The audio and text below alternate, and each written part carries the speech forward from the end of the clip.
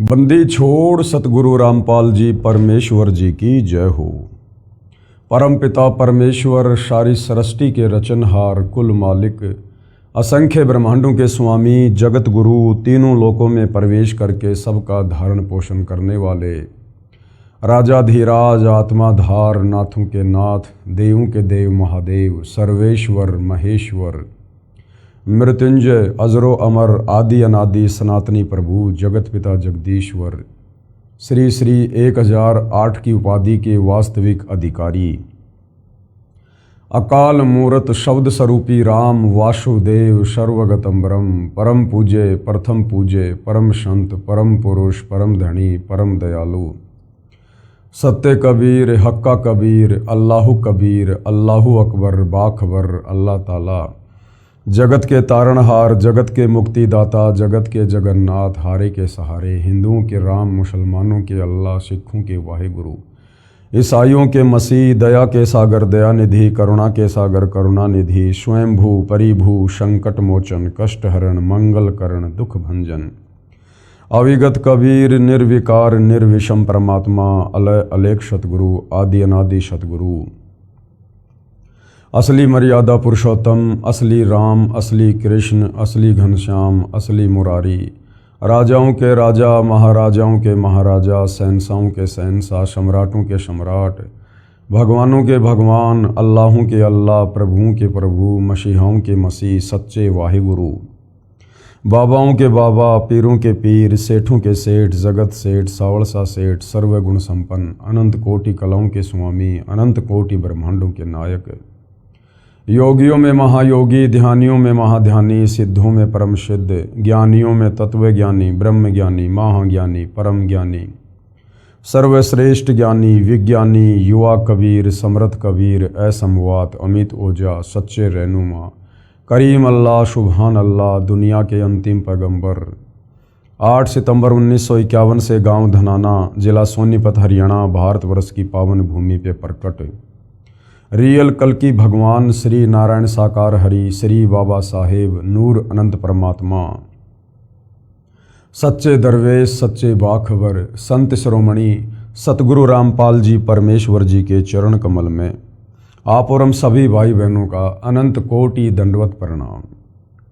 सत्साई भाई और बहनों, बहुत बड़ी दया बहुत बड़ी मेहर पूज्य गुरुदेव भगवान की परमेश्वर रामपाल जी की जिनके शुभ आशीर्वाद से विशेष आशीर्वाद से वीवीआईपी आशीर्वाद से पवित्र पुस्तक कबीर बड़ा या कृष्ण जो परम पूज्य सतगुरु रामपाल जी के सत्संगों के संग्रह के ऊपर बनी है, जो हिंदू धर्म के चारों वेद पवित्र गीता जी और 18 पुराणों के ज्ञान का निष्कर्ष निकाल कर बनाई गई है। इस पवित्र पुस्तक को पढ़ने के बाद यदि आप परम पूज्य सतगुरु रामपाल जी के चरणों में आकर नाम उपदेश ग्रहण करते हैं तो इस जन्म में आपके मोक्ष प्राप्ति में कोई संशय किसी प्रकार का नहीं है। साथ में आपकी 101 पीढ़ियों का भी उद्धार होगा, क्योंकि उनको भी भक्ति मार्ग मिलेगा, मोक्ष मार्ग मिलेगा। भाई और बहनों, ये पवित्र पुस्तक हिंदू समाज के लिए एक वरदान से कम नहीं है, क्योंकि सदियों से हमारे नादान तत्व ज्ञानहीन धर्म गुरुओं ने आचार्य शंकराचार्यों ने हमें जो शास्त्रों के विरुद्ध भक्ति करवाकर परमेश्वर से मिलने वाले लाभ से वंचित रखा है। अब ये पवित्र पुस्तक कबीर बड़ा या कृष्ण सबसे पहले तो ये साबित करेगी कि वास्तव में भगवान कौन है जिसकी भक्ति करनी चाहिए, क्योंकि भक्ति तो उस समय शुरू होती है जब हमें पहले भगवान का पता चलता है। सतयुग त्रेता द्वापर कलयुग 5000 वर्ष बीत चुका है। आज तक किसी भी धर्म के किसी भी धर्मगुरु ने परमात्मा चाहने वाली आत्माओं को परमेश्वर के विषय में नहीं बताया, परमेश्वर की परिभाषा के विषय में भी नहीं बताया, ना आत्मज्ञान के विषय में बताया, ना परमात्म ज्ञान के विषय में बताया। अब ठीक का समय आने पर स्वयं सारी सृष्टि के सृजनहार कबीर परमेश्वर सतगुरु रामपाल जी के रूप में धरती पर प्रकट हैं और सर्व धर्मों के धर्मशास्त्रों का निष्कर्ष निकालकर अपने सत्संगों के माध्यम से और पवित्र पुस्तकों के माध्यम से परमात्मा चाहने वाली आत्माओं के समक्ष पेश कर दिया है। अब ये हम आत्माओं के ऊपर निर्भर करेगा कि हम परमेश्वर चाहते हैं या फिर यहीं युगों युगों इस काल के कर्म बंधनों में जकड़े रहकर कष्ट उठाना चाहते हैं। तो इस पवित्र पुस्तक कबीर बड़ा या कृष्ण को पढ़ने के बाद अवश्य आपकी आत्मा जागृत होगी, यदि आपने भक्ति भाव से निष्पक्ष होकर रुचि लेकर इस पुस्तक को पढ़ा तो। अभी तक इस पुस्तक के ऊपर 10 वीडियो बन चुके हैं। इसी श्रृंखला में आज हमारा ये 11वें नंबर का वीडियो है। प्रत्येक वीडियो हमें अध्यात्म के विषय में बहुत कुछ बता रहा है। भाइयों और बहनों, इस पवित्र पुस्तक कबीर बड़ा या कृष्ण के ऊपर जो टॉपिक चल रहा है बहुत ही महत्वपूर्ण टॉपिक है। ऐसा ज्ञान, ऐसी रोचक कथाएं आपने अपनी जिंदगी में कभी नहीं सुना होगा। टॉपिक चल रहा है जनता की अदालत में, और जनता की अदालत में वर्तमान में जनता ही जज है, क्योंकि जनता शिक्षित है, एजुकेटेड है। अपनी आंखों से शास्त्रों में लिखी सच्चाई देखकर सत्य से परिचित हो सकती है, सत्य को स्वीकार कर सकती है। इसलिए सतगुरु रामपाल जी ने इस पवित्र पुस्तक में जनता की अदालत में जज भी जनता को ही बनाया है। मुकदमा है कबीर बड़ा या कृष्ण। श्री कृष्ण जी के पक्ष में खड़े होकर उनके जो वकील साहिबान हैं, उनकी एक लंबी चौड़ी फौज है। अर्थात हिंदू धर्म के सभी आचार्य, शंकराचार्य, संत, महंत, मंडलेश्वर श्री कृष्ण जी की तरफ से कोर्ट में उनका मुकदमा उनके वकील बनकर लड़ रहे हैं। दूसरी तरफ कबीर परमेश्वर जी, सारी सृष्टि के मालिक, वे स्वयं ही अपने अन्य रूप में अपने वकील हैं। यानी वर्तमान में वह कबीर परमेश्वर सतगुरु रामपाल जी के रूप में लीला कर रहे हैं। तो वे स्वयं ही अपने वकील हैं। और मुद्दा क्या है, मामला क्या है? श्री कृष्ण जी उर्फ विष्णु जी के वकीलों का कहना है, हिंदू धर्म गुरुओं का कहना है कि हमारे जितने भी हिंदू धर्म ग्रंथ हैं, 4 वेद है, पवित्र गीता जी है, 18 पुराण है, जितने भी उपनिषद हैं, शास्त्र हैं, इनमें श्री कृष्ण उर्फ विष्णु जी को परमपिता परमेश्वर बताया गया है। और श्री कृष्ण जी से ऊपर और कोई भगवान, कोई परमात्मा नहीं है। और ये श्री कृष्ण उर्फ विष्णु जी ये अजरो अमर हैं, अविनाशी हैं, इनके कोई माता पिता नहीं हैं, और इन्हीं की भक्ति करने से मोक्ष बता रहे हैं। दूसरी तरफ कबीर जी के वकील सतगुरु रामपाल जी ने जिन हिंदू धर्म ग्रंथों का हवाला देकर श्री कृष्ण जी के वकीलों ने श्री कृष्ण उर्फ विष्णु जी को अजरो अमर, अविनाशी, बिना माँ बाप का परमात्मा बताया है, उन्हीं हिंदू धर्म ग्रंथों को जनता के सामने अदालत में दिखाकर कबीर जी के वकील सतगुरु रामपाल जी ने उन लोगों की सिट्टी पिट्टी गुम कर दी है, उनके दांत खट्टे कर दिए हैं। और जनता ने अपनी आंखों से देखा श्रीमद् भगवत गीता में, श्री देवी महापुराण में, श्री शिव महापुराण में कि ब्रह्मा विष्णु महेश ये तीनों देवता नाशवान हैं, ये अविनाशी नहीं हैं, ये स्वयं अपनी जन्म और मृत्यु स्वीकार कर रहे हैं। गीता ज्ञान देने वाला ब्रह्म भी अपने जन्म और मृत्यु स्वीकार कर रहा है। ये ब्रह्मा विष्णु महेश खुद देवी दुर्गा को अपनी माँ और इस काल ब्रह्म को अपना पिता बता रहे हैं।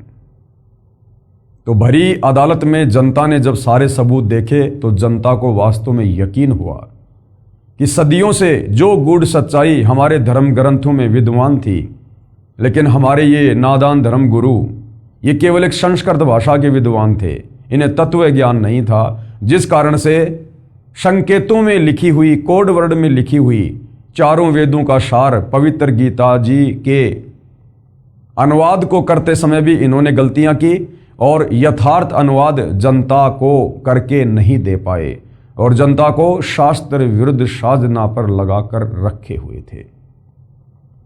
अब धीरे धीरे जनता की आंखें खुल रही हैं और जनता जान रही है, पहचान रही है कि वास्तव में समर्थ भगवान तो कबीर जी ही हैं।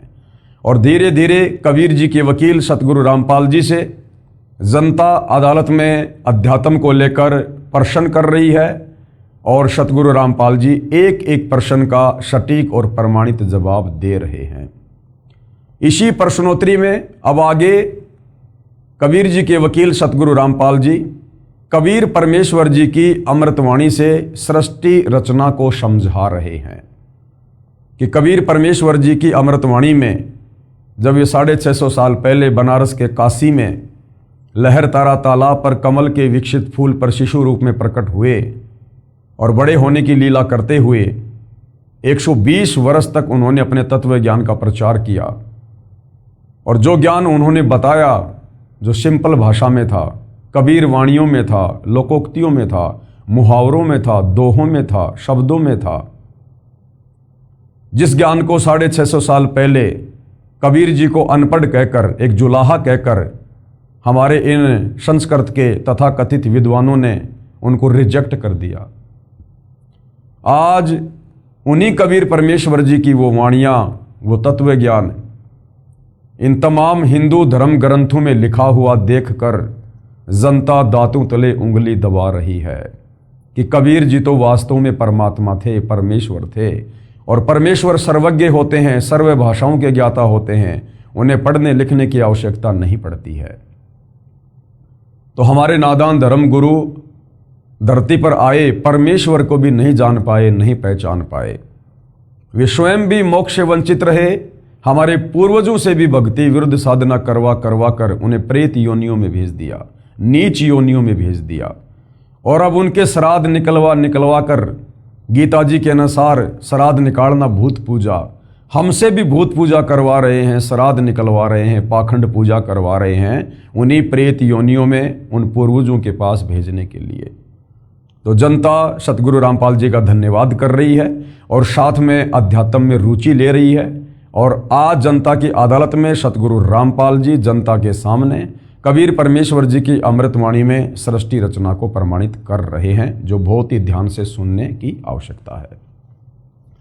पवित्र पुस्तक कबीर बढ़ाया कृष्ण, पूज्य कबीर परमेश्वर अर्थात कबीर देव, ये जो शब्द है कबीर देव, ये वेदों में लिखा हुआ है। यानी वेदों में कबीर परमेश्वर जी को कबीर अग्नि और कबीर देव और कवि के नाम से संबोधित किया गया है। साधारण भाषा में हम उनको कबीर साहिब या कबीर परमेश्वर जी बोलते हैं।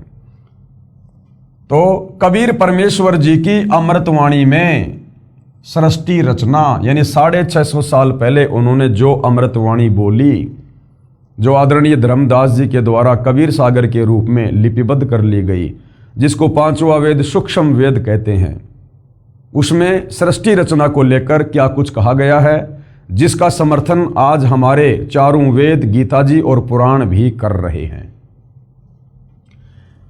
तो देखिएगा ध्यान से। विशेष निम्न अमृतवाणी सन 1403 से जब पूज्य कबीर देव यानी कबीर परमेश्वर लीला में शरीर में 5 वर्ष के हुए, सन 1518 जब कबीर देव कबीर परमेश्वर मगर स्थान से सह शरीर सतलोक गए, उसके बीच में लगभग 600 वर्ष पूर्व परम पूज्य कबीर परमेश्वर कबीर देव जी द्वारा अपने निजी सेवक दास भगत आदरणीय धर्मदास साहिब को सुनाई थी तथा धनी धर्मदास साहिब जी ने लिपिबद्ध कर ली थी। जो अमृतवाणी कबीर परमेश्वर जी की आपको सुनाई जाएगी, ये उस समय की है जब कबीर परमेश्वर सन 1398 में बनारस के काशी में प्रकट हुए और जब लीला में तरीके से 5 वर्ष के हुए, उसके बाद उन्होंने अपने ज्ञान का, तत्व ज्ञान का प्रचार प्रसार करना शुरू किया। और कबीर परमेश्वर जी जब 5 वर्ष की लीला में आयु में थे तो उनके जो प्रथम शिष्य थे वो 104 वर्ष के हिंदू धर्म के सुप्रसिद्ध विद्वान पंडित रामानंद जी हुए। 104 वर्ष के चारों वेदों के विद्वान, गीता जी के विद्वान, 18 पुराणों के विद्वान, जिनका डंका बोलता था, उस 104 वर्ष के वृद्ध पंडित रामानंद जी ने 5 वर्ष की लीला में उम्र में जो कबीर परमेश्वर जी थे, उनके तत्व ज्ञान के आगे घुटने टेक दिए और उन्हें अपना गुरु धारण किया। लेकिन दुनिया की नज़रों में कबीर जी ने रामानंद जी को ही अपना मुंह बोला गुरु बना के रखा, गुरु शिष्य परंपरा को बनाए रखने के लिए। अन्यथा कबीर परमेश्वर जी ने गुरु धारण करने की आवश्यकता नहीं होती है, वे तो जगत गुरु हैं, सारी सृष्टि को ज्ञान देने के लिए आते हैं। लेकिन इस काललोक में गुरु शिष्य परंपरा को बनाए रखने के लिए उन्होंने यह लीला की थी। तो जब कबीर परमेश्वर जी 5 वर्ष के थे लीलामय उम्र में, तो 5 वर्ष से उन्होंने तत्व ज्ञान देना शुरू किया और सन 1518 मगर से वे सशरीर शतलोक गए। उस समय तक की उनकी जो अमृतवाणियां हैं उससे आपको सृष्टि रचना बताई जा रही है। तथा धनी धर्मदास साहिब जी ने लिपिबद्ध कर ली, परंतु उस समय के पवित्र हिंदुओं तथा पवित्र मुसलमानों के नादान गुरुओं नीम हकीमों ने कहा कि ये धानक जुलाहा कबीर झूठा है। किसी भी सदग्रंथ में श्री ब्रह्मा जी, श्री विष्णु जी तथा श्री शिव जी के माता पिता का नाम नहीं है। ये तीनों प्रभु यानी ब्रह्मा विष्णु महेश ये अविनाशी हैं, इनका जन्म मृत्यु नहीं होता। न ही पवित्र वेदों व पवित्र कुरान शरीफ आदि में कबीर परमेश्वर का कोई प्रमाण है तथा परमात्मा को निराकार लिखा है। ये हमारे हिंदू धर्मगुरु बताया करते थे। हम प्रतिदिन शास्त्रों को पढ़ते थे, संस्कृत के विद्वान थे, लेकिन तत्व ज्ञान नहीं था। तो तत्व ज्ञान के अभाव में वो समझ नहीं पाए कि इन वाणियों में लिखा क्या है, अध्यायों में श्लोकों में लिखा क्या है। जिस प्रकार भाइयों और बहनों 5वीं कक्षा में पढ़ने वाला बच्चा अच्छे से हिंदी पढ़ना जान जाता है।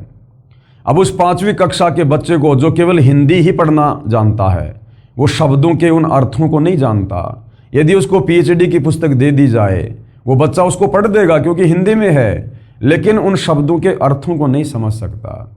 इसी प्रकार ये हमारे नादान आचार्य शंकराचार्य धर्मगुरु ये केवल भाषा विशेष के ज्ञाता थे, इनको तत्व ज्ञान नहीं था। ये संकेतों को समझने में सक्षम नहीं थे, जिस कारण से जैसा इनको समझ में आया मनमुखी रूप से सदग्रंथों की व्याख्या करके अनुवाद करके इन्होंने समाज में वो फैला दिया, वो परोस दिया। एक प्रकार से रायता फैला दिया इन्होंने, अर्थात शास्त्र विरुद्ध साधना समाज में फैला दी।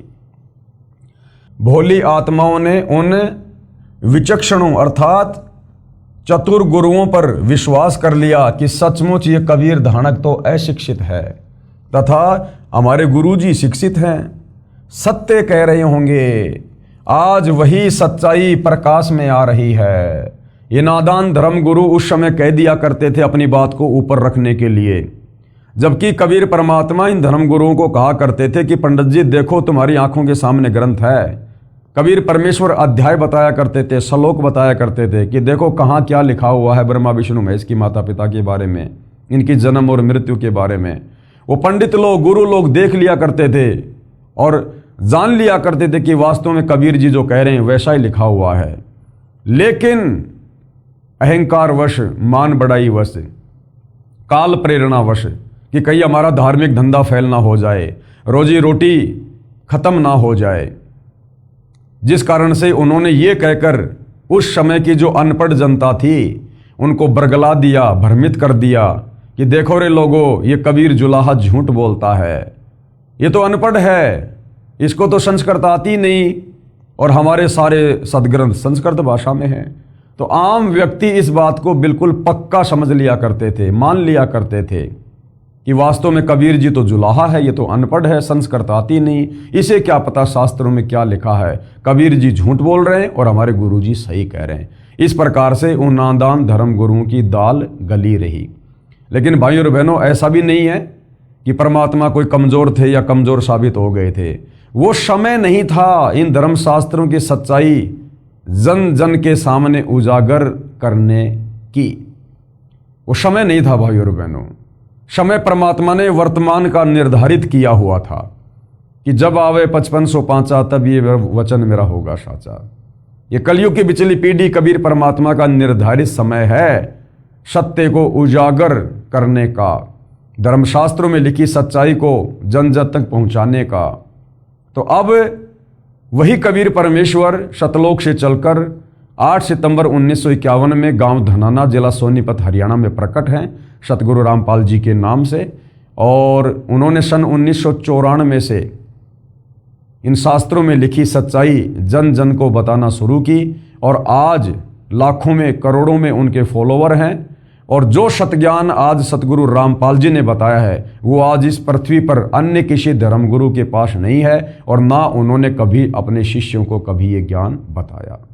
तो इससे साबित होता है कि धरती पर स्वयं कबीर परमेश्वर सतगुरु रामपाल जी के रूप में प्रकट हैं और ये सर्वज्ञ परमात्मा है, जगत गुरु हैं, तत्वदर्शी संत है और इनके अलावा किसी और के पास वर्तमान में मोक्ष मार्ग नहीं है।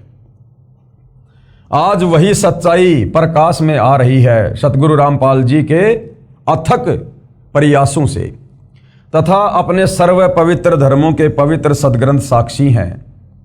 इससे सिद्ध है कि पूर्ण परमेश्वर सर्व सृष्टि रचनहार कुल करतार तथा सर्वज्ञ कबीर देव यानी कबीर परमेश्वर ही हैं, जो काशी बनारस में कमल के फूल पर प्रकट हुए तथा 120 वर्ष तक वास्तविक तेजों में शरीर के ऊपर मानव सदृश शरीर हल्के तेज का बनाकर रहे तथा अपने द्वारा रची सृष्टि का ठीक ठीक वास्तविक तत्व ज्ञान देकर शरीर सतलोक चले गए। कृपया प्रेमी पाठक पढ़ें निमन अमृतवाणी परमेश्वर कबीर साहिब जी द्वारा उच्चारित।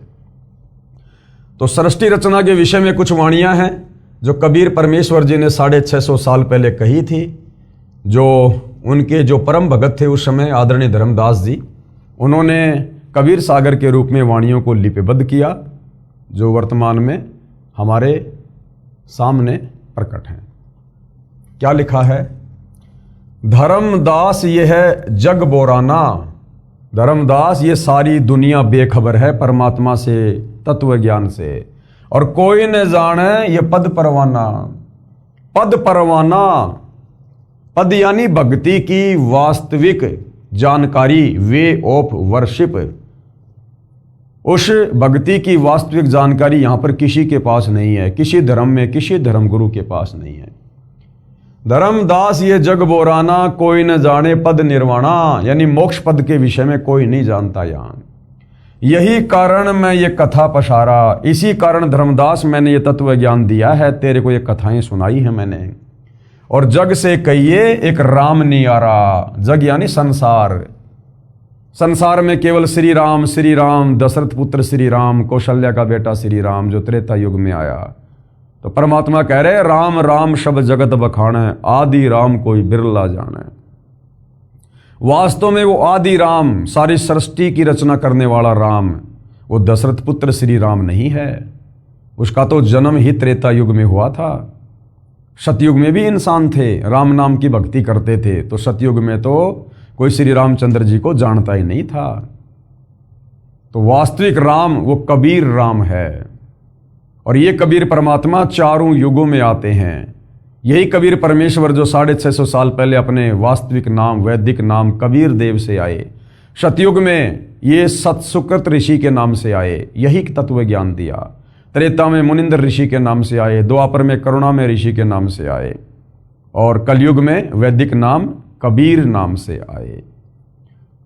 परमेश्वर की वाणी है, सतयुग में सत सुकृत कह टेरा, और त्रेता नाम मुनिंदर मेरा, द्वापर में करुणा में कहाया, और कलयुग में नाम कबीर धराया। यानी चारों युगों में परमात्मा भिन्न भिन्न नाम से आए, और वर्तमान में वही कबीर भगवान इस कलयुग की बिचली पीढ़ी में मोक्ष के प्राइम टाइम में सतगुरु रामपाल जी के नाम से प्रकट हैं, विद्यमान है, और वही अपना तत्व ज्ञान दे रहे हैं। तो धर्मदास संसार से कहना कि वास्तव में राम तो कोई न्यारा ही है जिससे मुक्ति होगी, मोक्ष होगा।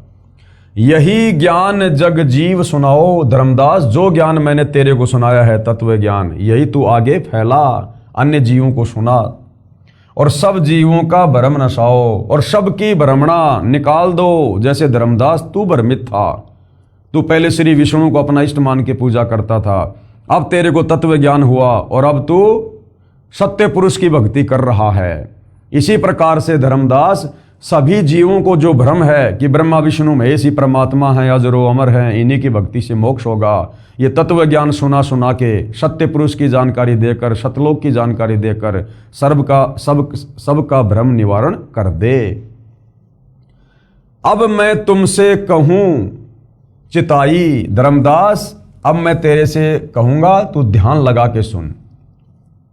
त्रिदेवन की उत्पत्ति भाई, ये त्रिदेवन यानी ब्रह्मा विष्णु महेश तीनों देवताओं की उत्पत्ति, इनका जन्म कैसे हुआ, इनकी माँ कौन है, इनका बाप कौन है, ये कितने भगवान है। अब मैं तुझे इन तीनों देवताओं ब्रह्मा विष्णु महेश की उत्पत्ति के विषय में बताता हूँ, जिनको अजरो अमर और अविनाशी ये हमारे नादान धर्म गुरु कहकर शास्त्र विरुद्ध साधना लोगों से करवा रहे हैं। कुछ संक्षेप कहूँ गहराई, सब संशय तुमरे मिट जाई। धर्मदास कुछ मैं संक्षेप में ये बातें तुम्हें बताऊंगा जिससे तुम्हारा संशय समाप्त हो जाएगा भक्ति और भगवान को लेकर। भरम गए जग वेद पुराणा, आदि राम का भेद न जाना। भरम गए जग वेद पुराना और आदि राम का भेद न जाना। ये वेदों को पढ़ पढ़ के दुनिया भ्रमित हो रही है, लेकिन उस आदि राम का, सबसे पहले वाले राम का, पूर्ण ब्रह्म परमेश्वर का, सारी सृष्टि के मालिक का किसी को भी ज्ञान नहीं है। उसका भेद कोई भी नहीं जान पाया, वेद पढ़ने वाले भी नहीं जान पाए।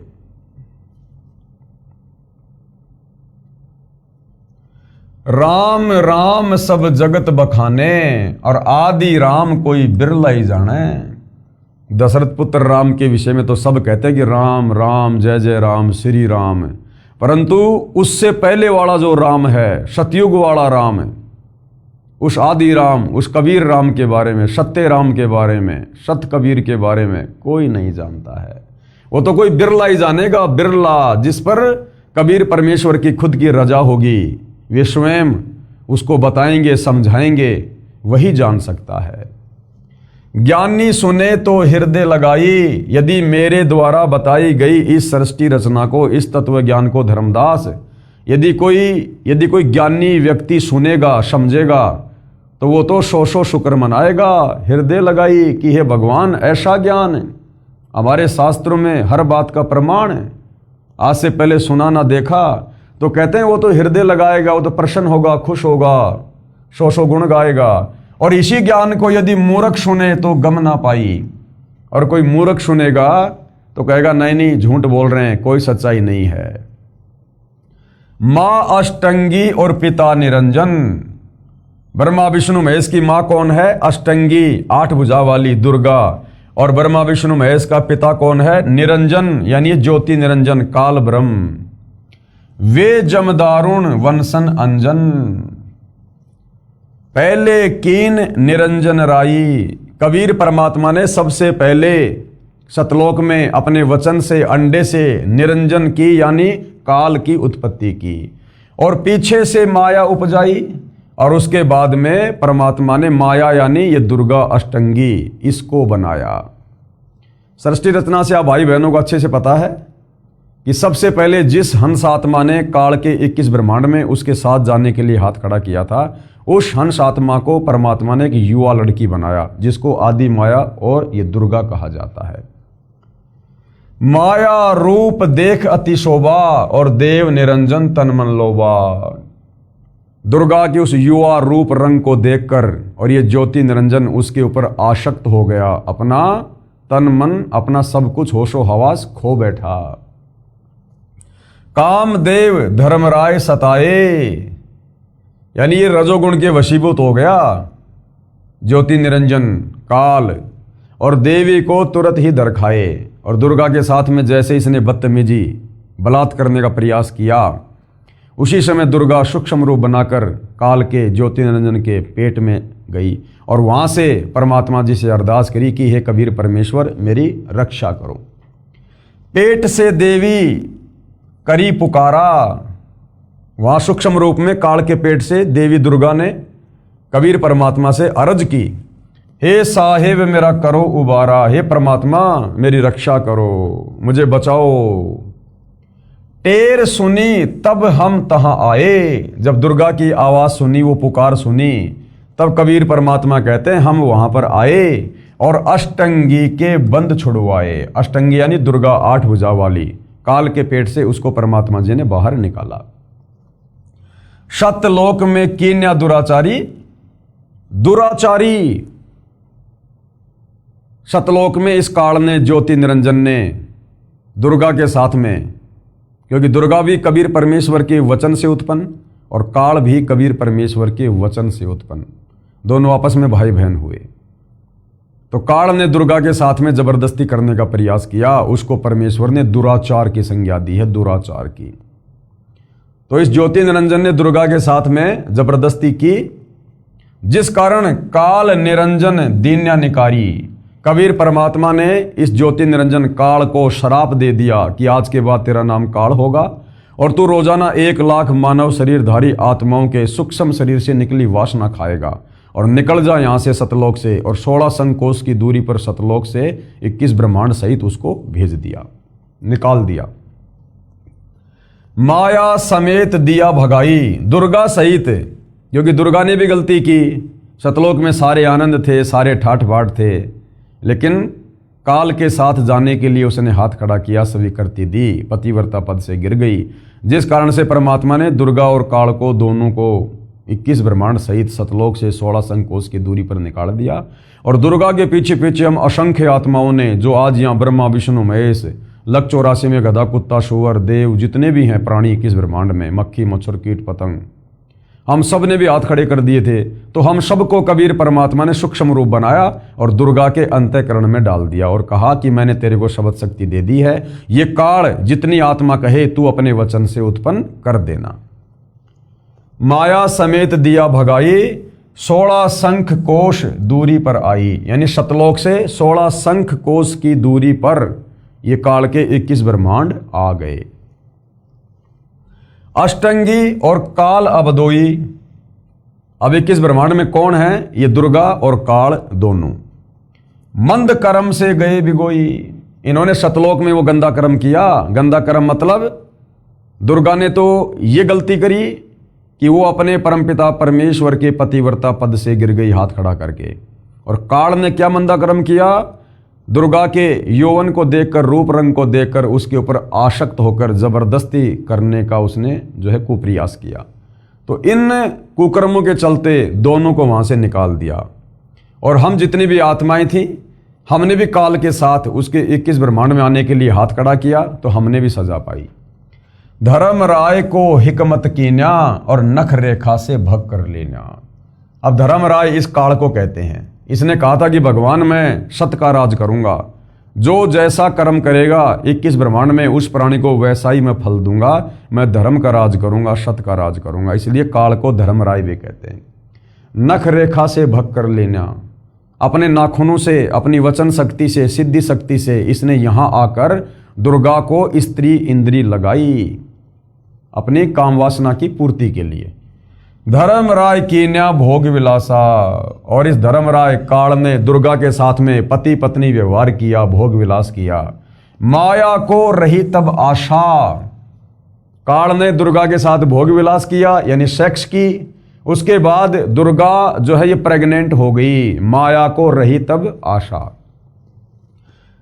3 पुत्र अष्टंगी जाए, अष्टंगी यानी दुर्गा आदि माया, इसने 3 पुत्रों को जन्म दिया। 3 पुत्र अष्टंगी जाए। 650 साल पहले कबीर भगवान ने यह अमृतवाणी कही थी, जो उस समय के नादान धर्मगुरुओं ने अभिमानवश रिजेक्ट कर दिया। और आज हमारी ये पवित्र गीता, देवी महापुराण आज इस सृष्टि रचना का समर्थन कर रहे हैं कि हाँ बिल्कुल ब्रह्मा विष्णु महेश की माँ दुर्गा है और इनका जो पिता है वो काल है। 3 पुत्र अष्टंगी जाए, और क्या नाम रखे? ब्रह्मा विष्णु शिव नाम धराए। क्या नाम रखे उनके? ब्रह्मा विष्णु और शिव। 3 देव विस्तार चलाए, और इनमें ये जग धोखा खाए। और यही तीनों देवता काल और दुर्गा के ये तीनों पुत्र ब्रह्मा विष्णु महेश 3 देव विस्तार चलाए। फिर इस काल ने क्या किया? 3 पुत्रों की उत्पत्ति कर दी। समय आने पर उनको तैयार कर दिया सृष्टि रचना के लिए, एक एक गुण से युक्त करके। ब्रह्मा जी को रजोगुण से युक्त कर दिया, विष्णु जी को शतोगुण से, शंकर जी को तमोगुण से। और काल ने कहा कि दुर्गा अब मैं किसी को भी अपने ओरिजिनल काल रूप में दर्शन नहीं दूंगा, और इन तीनों पुत्रों के माध्यम से अब तू मेरे एक ब्रह्मांड में सृष्टि रचना का कार्य शुरू कर। तो एक ब्रह्मांड में 3 लोकों में, पृथ्वी लोक, स्वर्गलोक और पाताल लोक, इस एक ब्रह्मांड में जो सृष्टि रचना का कार्य जो चल रहा है रजोगुण के प्रभाव से, ब्रह्मा जी के रजोगुण के प्रभाव से, यहां पर सभी जीव जबरदस्ती वासना से प्रेरित होकर संतान उत्पत्ति करते हैं। हमसे जबरदस्ती संतान उत्पत्ति करवाई जा रही है। विष्णु जी के सतोगुण के प्रभाव से ना चाहते हुए जबरदस्ती हम मोह ममता में बंधे रहते हैं, मेरा बेटी, मेरा बेटा, मेरी कार, मेरी कोठी। और श्री शंकर जी के तमोगुण के प्रभाव से लड़ाई झगड़ा, मन मुटाव, राग द्वेष, ईर्ष्या, इस प्रकार की भावना। काल ये सब कुछ क्यों करवा रहा है? अपने भोजन के लिए, क्योंकि उसे प्रतिदिन 1 लाख मानव शरीरधारी आत्माओं के सूक्ष्म शरीर से निकली वासना खाने का श्राप लगा है। जब ये मानव शरीरधारी प्राणी शरीर छोड़ता है, स्त्री या पुरुष, सबसे पहले ये जीवात्मा सूक्ष्म शरीर में काल के पास 21वें ब्रह्मांड में जहाँ पर ये रहता है, जहाँ पर इसने तपतशिला बना रखी है, ये आत्मा वहाँ जाती है सूक्ष्म शरीर में। और वहाँ पर ये काल सभी आत्माओं को प्रतिदिन 1 लाख सूक्ष्म शरीरधारी आत्माओं को तपतशिला पर भूनता है, जैसे हम तवे के ऊपर जीरा भूनते हैं, चटक चटक करता है। तो सूक्ष्म शरीर में आत्मा मरती नहीं है, लेकिन वो बहुत ज़्यादा पीड़ा सहन करती है, बेहोश हो जाती है। और सारे जीवन काल में उस स्त्री या पुरुष ने जो भी विषय वासना की है, जो भी गंदा कुछ खाया पिया, शराब, मांस, तंबाकू, बीड़ी, सिगरेट, चोरी, जारी, ठगी, व्यभिचार, जो भी विषय वासना उसके सूक्ष्म शरीर में जमा हो जाती है, उसको ये काल तपतशिला पर भून भून के जैसे गन्ने का जूस निकाला जाता है, इस प्रकार से इस आत्मा की वासना निकालता है और आत्मा बेहोश हो जाती है, कायल हो जाती है। उसके बाद उस वासना को ये खाता है और उस आत्मा को फिर अपने विधान अनुसार धर्मराज के दरबार में भेज देता है। वहाँ जाकर आत्मा होश में आती है और लाइन में लगी रहती है। अब आगे गधा बनना है, कुत्ता बनना है, नरक में जाना है, स्वर्ग में जाना है, या कोई संस्कार शेष है तो वापस धरती पर जाकर मनुष्य जन्म प्राप्त करना है। और ये वासना ये किस प्रकार से जमा होती है भाई और बहनों? जिस प्रकार हम उदाहरण के लिए रसगुल्ला खाते हैं, आपने जैसे रसगुल्ला अपने मुंह में लिया, जीभ पर रखा, आपको एक टेस्ट आएगा रसगुल्ले का, क्या स्वाद है, वो है वासना, वो वासना है। आपने शराब अपने मुंह में डाली, शराब को मुंह में डालते ही, जीभ पर डालते ही आपको उसका एक टेस्ट आएगा जैसा भी है, वो वासना है। वो कहाँ जमा हो रही है? वो हमारे सूक्ष्म शरीर में जमा हो रही है। हमारे मुंह से अंदर वो वस्तु जाते ही उसका कोई टेस्ट नहीं रहता। तो वो जो वासना जमा हो रही है, खट्टी, मीठी, तीखी, जैसी भी है, वो वासना हमारे सूक्ष्म शरीर में जमा होती रहती है। और जिसमें जितनी ज़्यादा वासना होती है, तपतशिला पर उसको उतने ज़्यादा टाइम तक भूना जाता है, उतना ही ज़्यादा वो दुखी होता है, परेशान होता है। तो वो वासना ये काल खाता है, इस वासना को खाने का श्राप लगा हुआ है।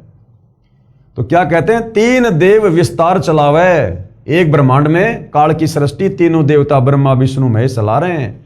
इनमें ये जग धोखा खावे और ये ब्रह्मा विष्णु महेश को ही पूर्ण ब्रह्म परमात्मा मान के, भगवान मान के, क्योंकि काल तो सबके सामने आता नहीं, उसने सौगंध खा रखी है कि मैं तो मेरे काल रूप में किसी को दर्शन दूंगा नहीं।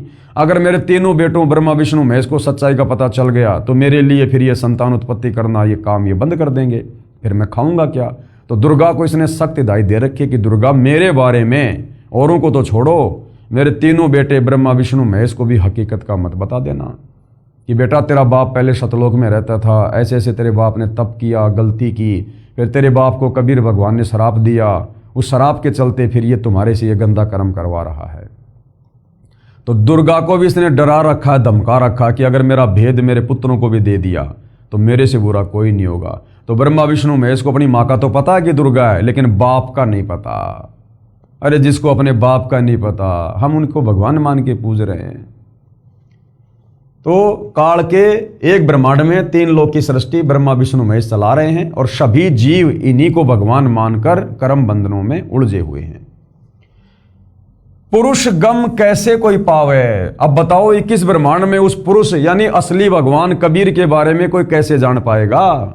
ब्रह्मा विष्णु महेश को तो पता नहीं है, दुर्गा काल के डर से बताती नहीं है और काल किसी को बताएगा नहीं। अगर पता चल गया तो सारे जीव सतलोक चले जाएंगे, फिर इसके भोजन का क्या होगा? तो परमात्मा कहते हैं अब बताओ 21 ब्रह्मांड में किसी को उस भगवान के बारे में, सारी सृष्टि के मालिक के बारे में, सतलोक के राजा कबीर के बारे में कैसे पता चले? इसलिए वो कबीर परमात्मा खुद ही चलकर धरती पर संत रूप में, तत्वदर्शी संत रूप में आता है, अपने आप को छुपाता है कि मैं तो भगवान का भेजा हुआ हूं, मैं तो उसका दास हूं, उसका नौकर हूं, ताकि हम उसके ज्ञान को समझें। अगर वो इंसान रूप में आके कह दे मैं भगवान हूं तो कोई भी उसके ज्ञान को स्वीकार नहीं करेगा कि ये तो बड़ा अहंकारी आदमी है, बड़ा पाखंडी आदमी है, हमारे सामने जन्म लिया और अपने आप को भगवान कह रहा है। इसलिए कबीर भगवान ने अपने आप को छुपाना पड़ता है अपने आप को तत्वदर्शी संत कहते हैं, जगत गुरु कहते हैं, साधु कहते हैं, भगवान का भेजा हुआ दास कहते हैं। पुरुष गम कोई कैसे पावे, ये काल निरंजन जग भरमावे। इस काल ने अपने पुत्र ब्रह्मा विष्णु महेश और दुर्गा के माध्यम से पूरे संसार को भ्रमित कर रखा है, असली भगवान को लेकर, भक्ति को लेकर। 3 लोक, पृथ्वी लोक, पाताल लोक और स्वर्ग लोक, 3 लोक अपने सुत दीन्या, अपने सुत यानी अपने बेटों को दे दिए 3 लोक एक ब्रह्मांड में, पृथ्वी पाताल स्वर्ग। यहां का स्वामी बना दिया इनको, एक एक गुण का, रजोगुण का ब्रह्मा जी को, शतोगुण का विष्णु जी को, तमोगुण का शंकर जी को, और सारे जीव इन्हीं को भगवान मानकर पूज रहे हैं। और शून्य निरंजन बाशालीन्या, और ये निरंजन ज्योति निरंजन काल, इसने शून्य में, शून्य यानी 21 ब्रह्मांड में सबसे ऊपर की जो जगह है जहां पर यह तपस्या बनाकर रहता है, वहां फिर ये निवास करने लगा। अलख निरंजन सुन ठिकाना, इस अलख निरंजन, अब इसको ये अलख निरंजन क्यों कहने लग गए? क्योंकि चारों वेदों में और पवित्र गीता जी में केवल इस ब्रह्म तक की साधना का ही मंत्र है, यानी काल का ओम मंत्र ही है चारों वेदों में। जानकारी तो उस पूर्ण परमात्मा की है, लेकिन जो प्राप्ति का मंत्र है वो केवल ओम मंत्र है। यजुर्वेद अध्याय 40 मंत्र 10 और 15 और गीता अध्याय 8 श्लोक नंबर 13। ओम इति एक अक्षर ब्रह्म व्यवहरण माम अनुस्मरण, ये परियाति तजन देहम सयाति परमाम गतम। तो हमारे ऋषि मुनियों ने, महात्माओं ने क्या किया?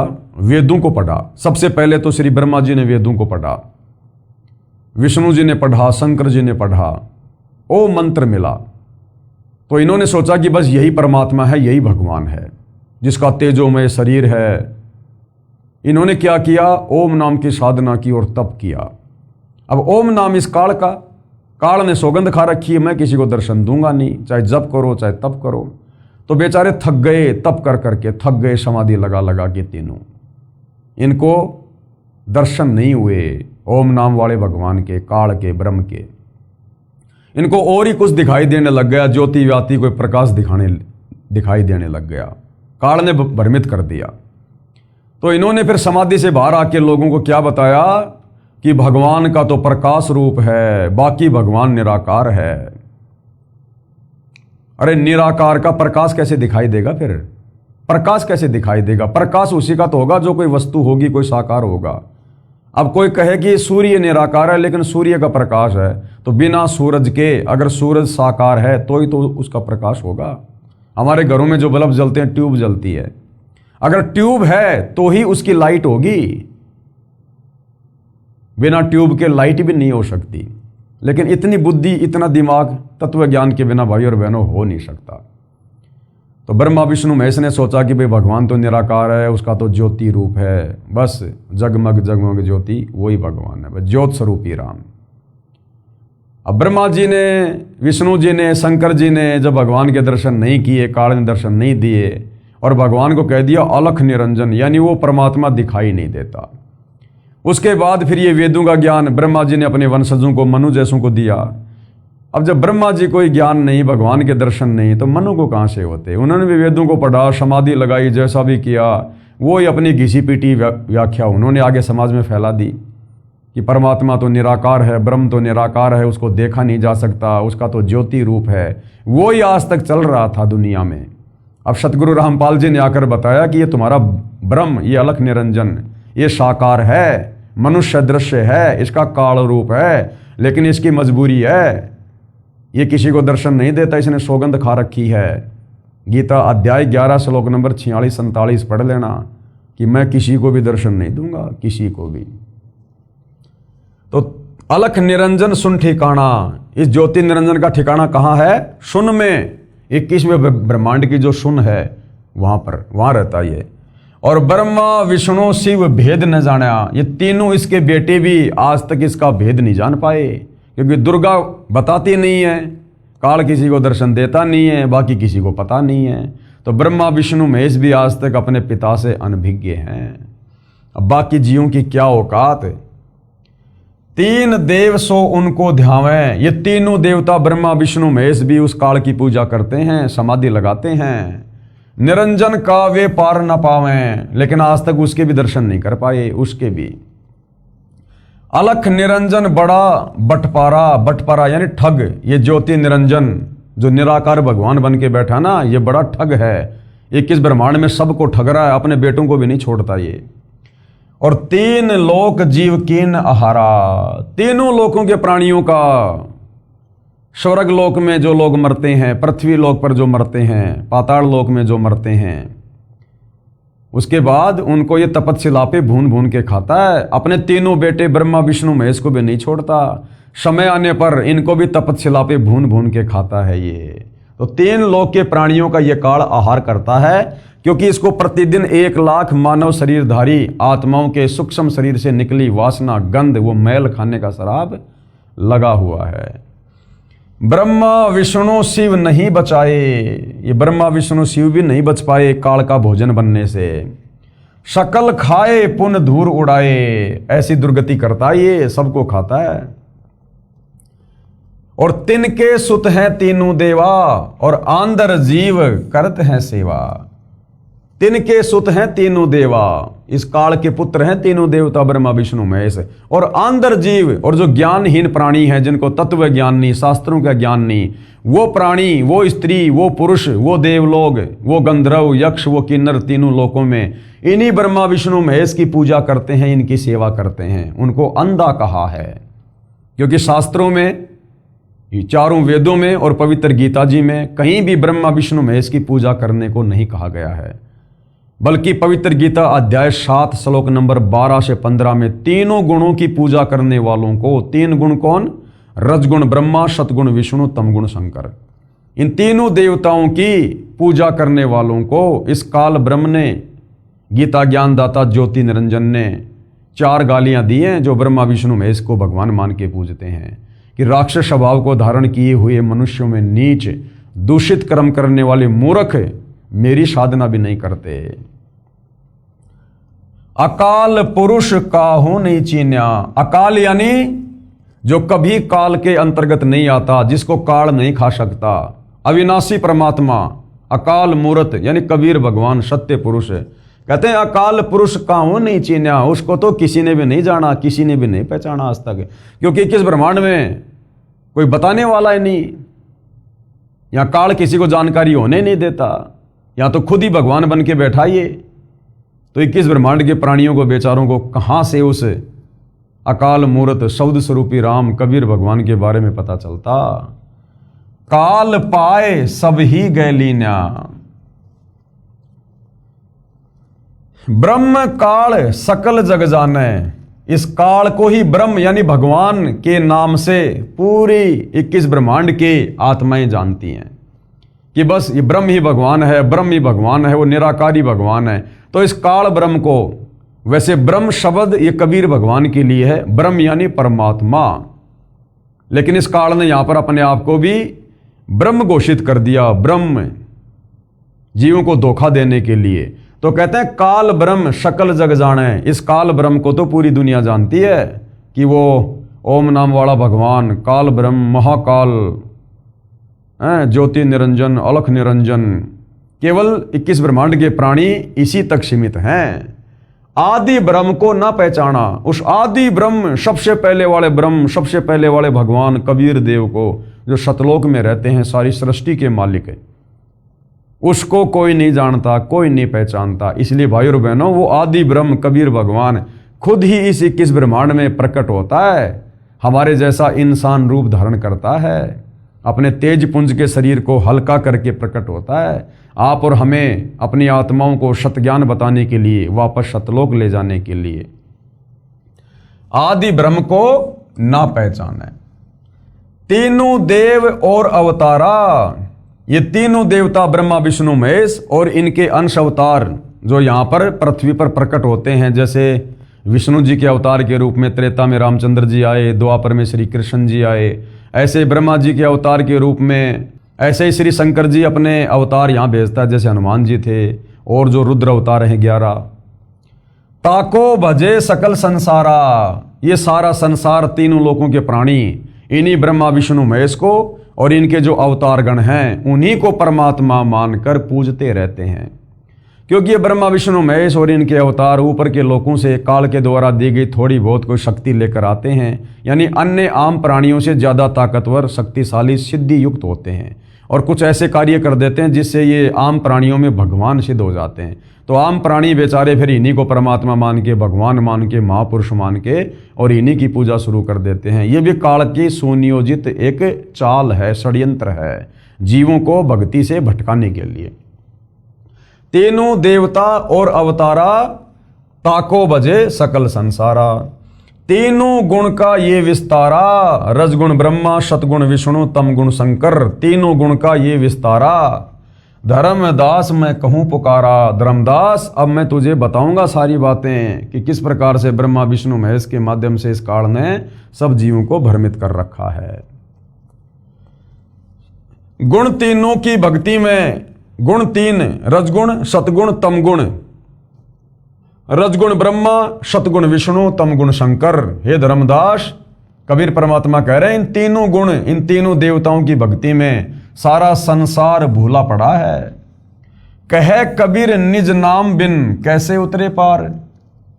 कबीर परमात्मा कह रहे हैं बिना वास्तविक नाम के, जिस नाम से मोक्ष होगा, वापस सतलोक जाओगे, उस वास्तविक नाम के बिना, जिसका जिक्र गीता अध्याय 17 श्लोक 23 में है, ओम तत् सत इति निर्देशे ब्रह्मण त्रिविध समर्थे। कहते हैं जब तक वो ओम तत् सत वाला जो ओरिजिनल नाम है, जो गीता जी में संकेत में लिखा हुआ है, उसको तत्वदर्शी संत खोल के बताएगा। जब तक वो नाम तत्वदर्शी संत से नहीं मिलेगा तब तक जीव आत्मा की मुक्ति नहीं हो सकती। कैसे उतरे पार, पार उतरना यानी सतलोक चले जाना। तो गुरुदेव भगवान हमें कितने बढ़िया तरीके से सरलार्थ करके परमेश्वर ने लिख कर समझाया है, देखिएगा।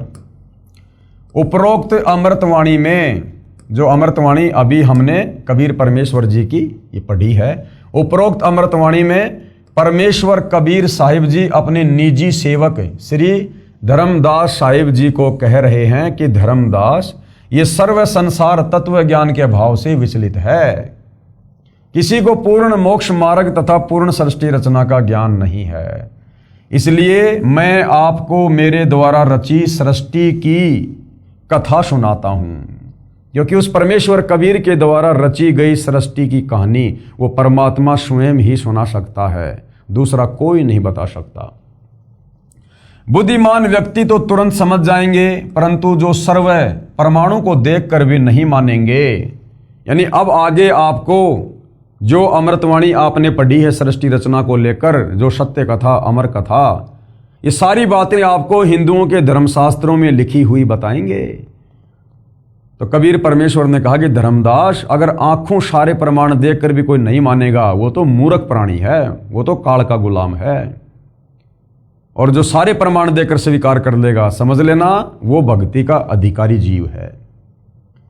परंतु जो सारे प्रमाणों को देखकर भी नहीं मानेंगे वे तो नादान प्राणी, काल प्रभाव से प्रभावित है, वे भक्ति योग्य नहीं हैं। अब मैं बताता हूं तीनों भगवानों ब्रह्मा जी, विष्णु जी तथा शिव जी की उत्पत्ति कैसे हुई, यानी इनका जन्म कैसे हुआ।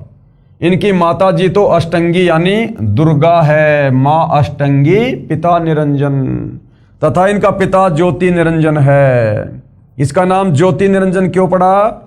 जब परमात्मा ने सतलोक में इसको अंडे से उत्पन्न किया तो उस समय इसमें ज्योति थी, इसमें वो प्रकाश निकला, नूर था इसका भी, जिस कारण से इसको ज्योति निरंजन नाम दिया गया।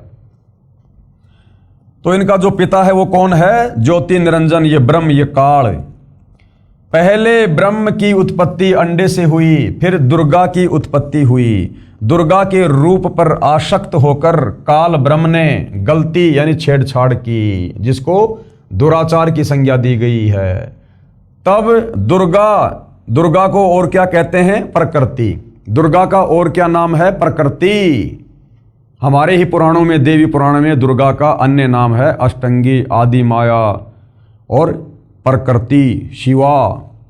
गीता अध्याय 14 श्लोक नंबर 3 और 5 में ये गीता ज्ञानदाता काल ब्रह्म दुर्गा को क्या कह रहा है? प्रकृति, यानी मैं अपनी प्रकृति के गर्भ में बीज स्थापित करता हूं जिससे सबकी उत्पत्ति होती है।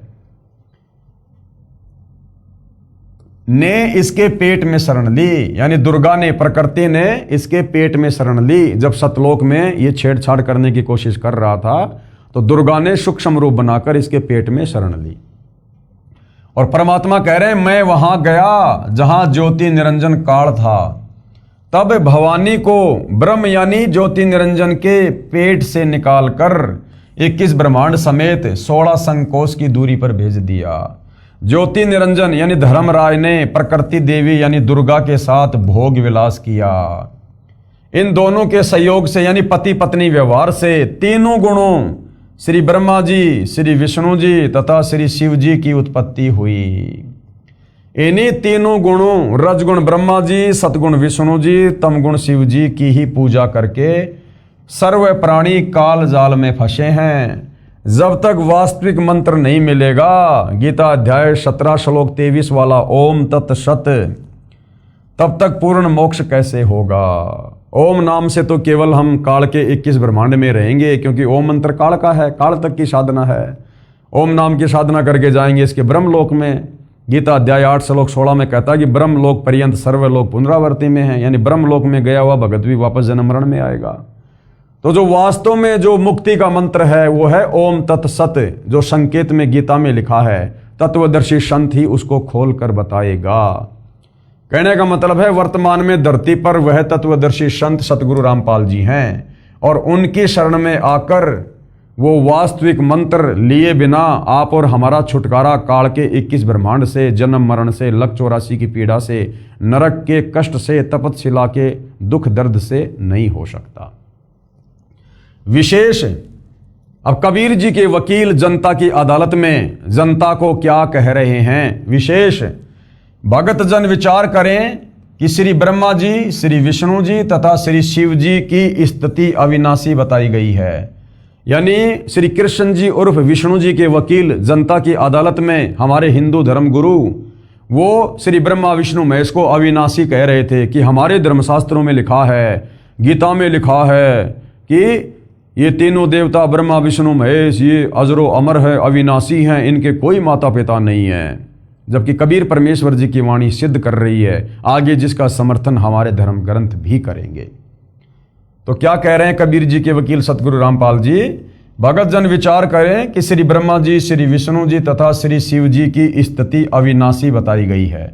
सर्व हिंदू समाज अभी तक तीनों परमात्माओं को अजर अमर व जन्म मृत्यु रहित मानते रहे कि ये तो अजर अमर है, कभी मरते नहीं है, इनका कोई जन्म मरण नहीं होता ब्रह्मा विष्णु महेश का। जबकि ये तीनों नाशवान हैं, इन तीनों का नाश होता है, ये जन्मते भी हैं और मरते भी हैं। इनके जो पिता हैं वो काल रूपी ये ब्रह्म है तथा माता दुर्गा यानी प्रकृति, जिसको अष्टंगी भी कहते हैं।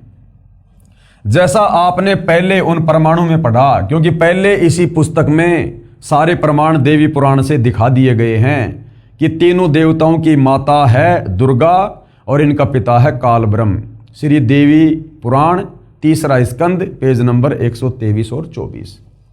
ये ज्ञान अपने शास्त्रों में भी विद्यमान है, परंतु हिंदू समाज के ये कलयुगी गुरुओं, ऋषियों, संतों को ज्ञान नहीं। जो अध्यापक पाठ्यक्रम यानी सिलेबस से ही अपरिचित है, वह अध्यापक ठीक नहीं, विद्वान नहीं है, विद्यार्थियों के भविष्य का शत्रु है। इसी प्रकार जिन धर्मगुरुओं को अभी तक ये नहीं पता कि श्री ब्रह्मा, श्री विष्णु तथा श्री शिव के माता पिता कौन हैं, तो वे गुरु, ऋषि, संत ज्ञानहीन हैं। उनको हिंदू धर्म के सिलेबस का ज्ञान नहीं है, शास्त्रों का ज्ञान नहीं है, जिस कारण से सर्व भगत समाज को शास्त्र विरुद्ध ज्ञान यानी लोकवेद अर्थात दंत कथा सुनाकर, यानी हमारे धर्म ग्रंथों में भक्ति और भगवान पूजा पाठ के बारे में क्या लिखा है उसके विपरीत जो भक्ति करवाई जाती है उसको लोकवेद और दंत कथा और शास्त्र विरुद्ध कहा जाता है। दंत कथा सुनाकर अज्ञान से परिपूर्ण कर दिया। शास्त्र विधि विरुद्ध भक्ति साधना करवा के, शास्त्र विरुद्ध यानी चारों वेद, गीता, 18 पुराणों के विरुद्ध विपरीत मंत्र दे दिए, विपरीत कहानियां सुना दी और भगत समाज में उल्टी साधना फैला दी। शास्त्र विरुद्ध भक्ति साधना करा के और परमात्मा के वास्तविक लाभ यानी पूर्ण मोक्ष से वंचित रखा। सबका मानव जन्म नष्ट कर दिया। क्योंकि मरने के बाद फिर क्या होगा?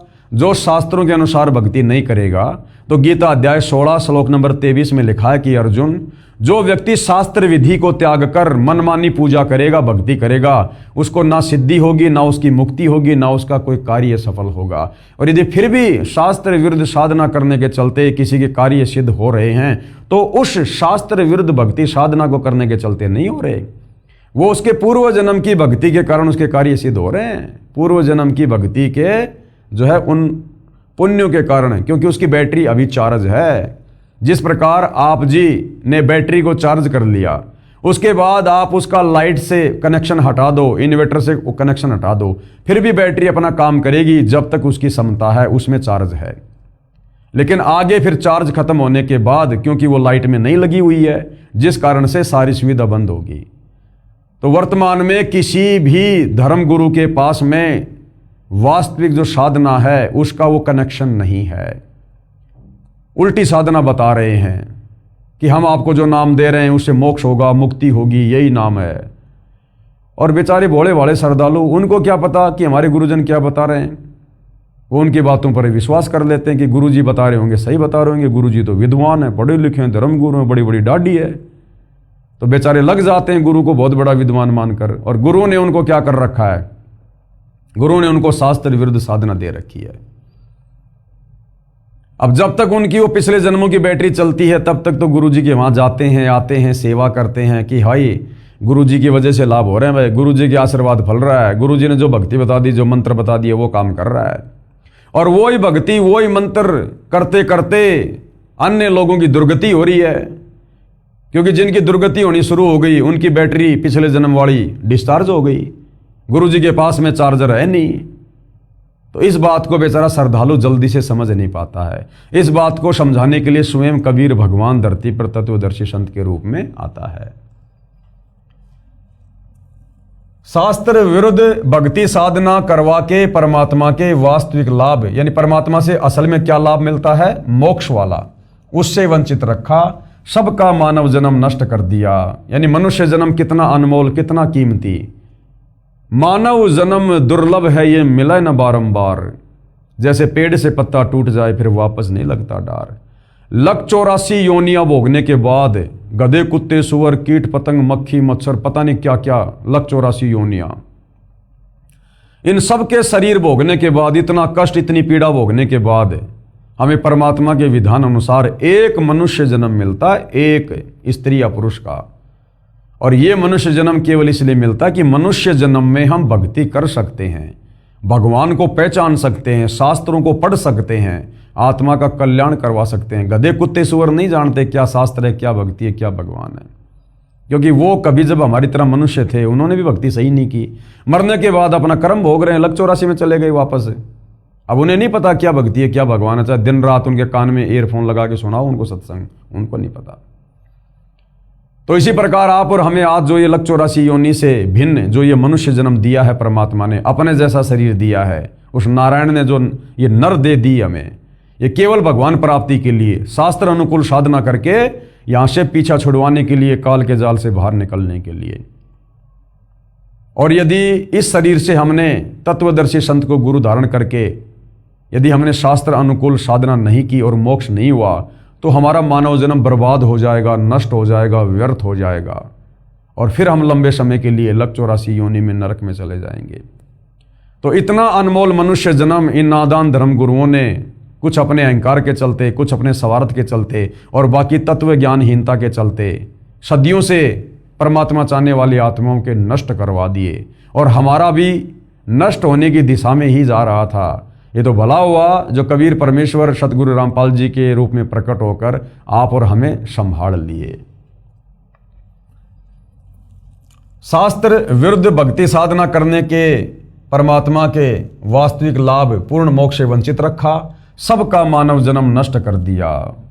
क्योंकि श्रीमद् भगवत गीता अध्याय 16 श्लोक 23-24 में यही प्रमाण है कि जो शास्त्र विधि त्याग कर, यानी शास्त्रों में जो भक्ति साधना जो करने को भगवान का आदेश है, उसको ना करके और ही राधे राधे श्याम मिला दे, हरे राम हरे कृष्णा, जय जय राम सीताराम, ओम नमः भागवते वासुदेवाय नमः, दुनिया भर के आडंबर, पाखंड, जंतर मंत्र, इस प्रकार की जो मनमुखी साधना है, जिसका गीता जी में, वेदों में कहीं कोई जिक्र नहीं है, उसको कहते हैं शास्त्र विरुद्ध साधना, मनमाना आचरण।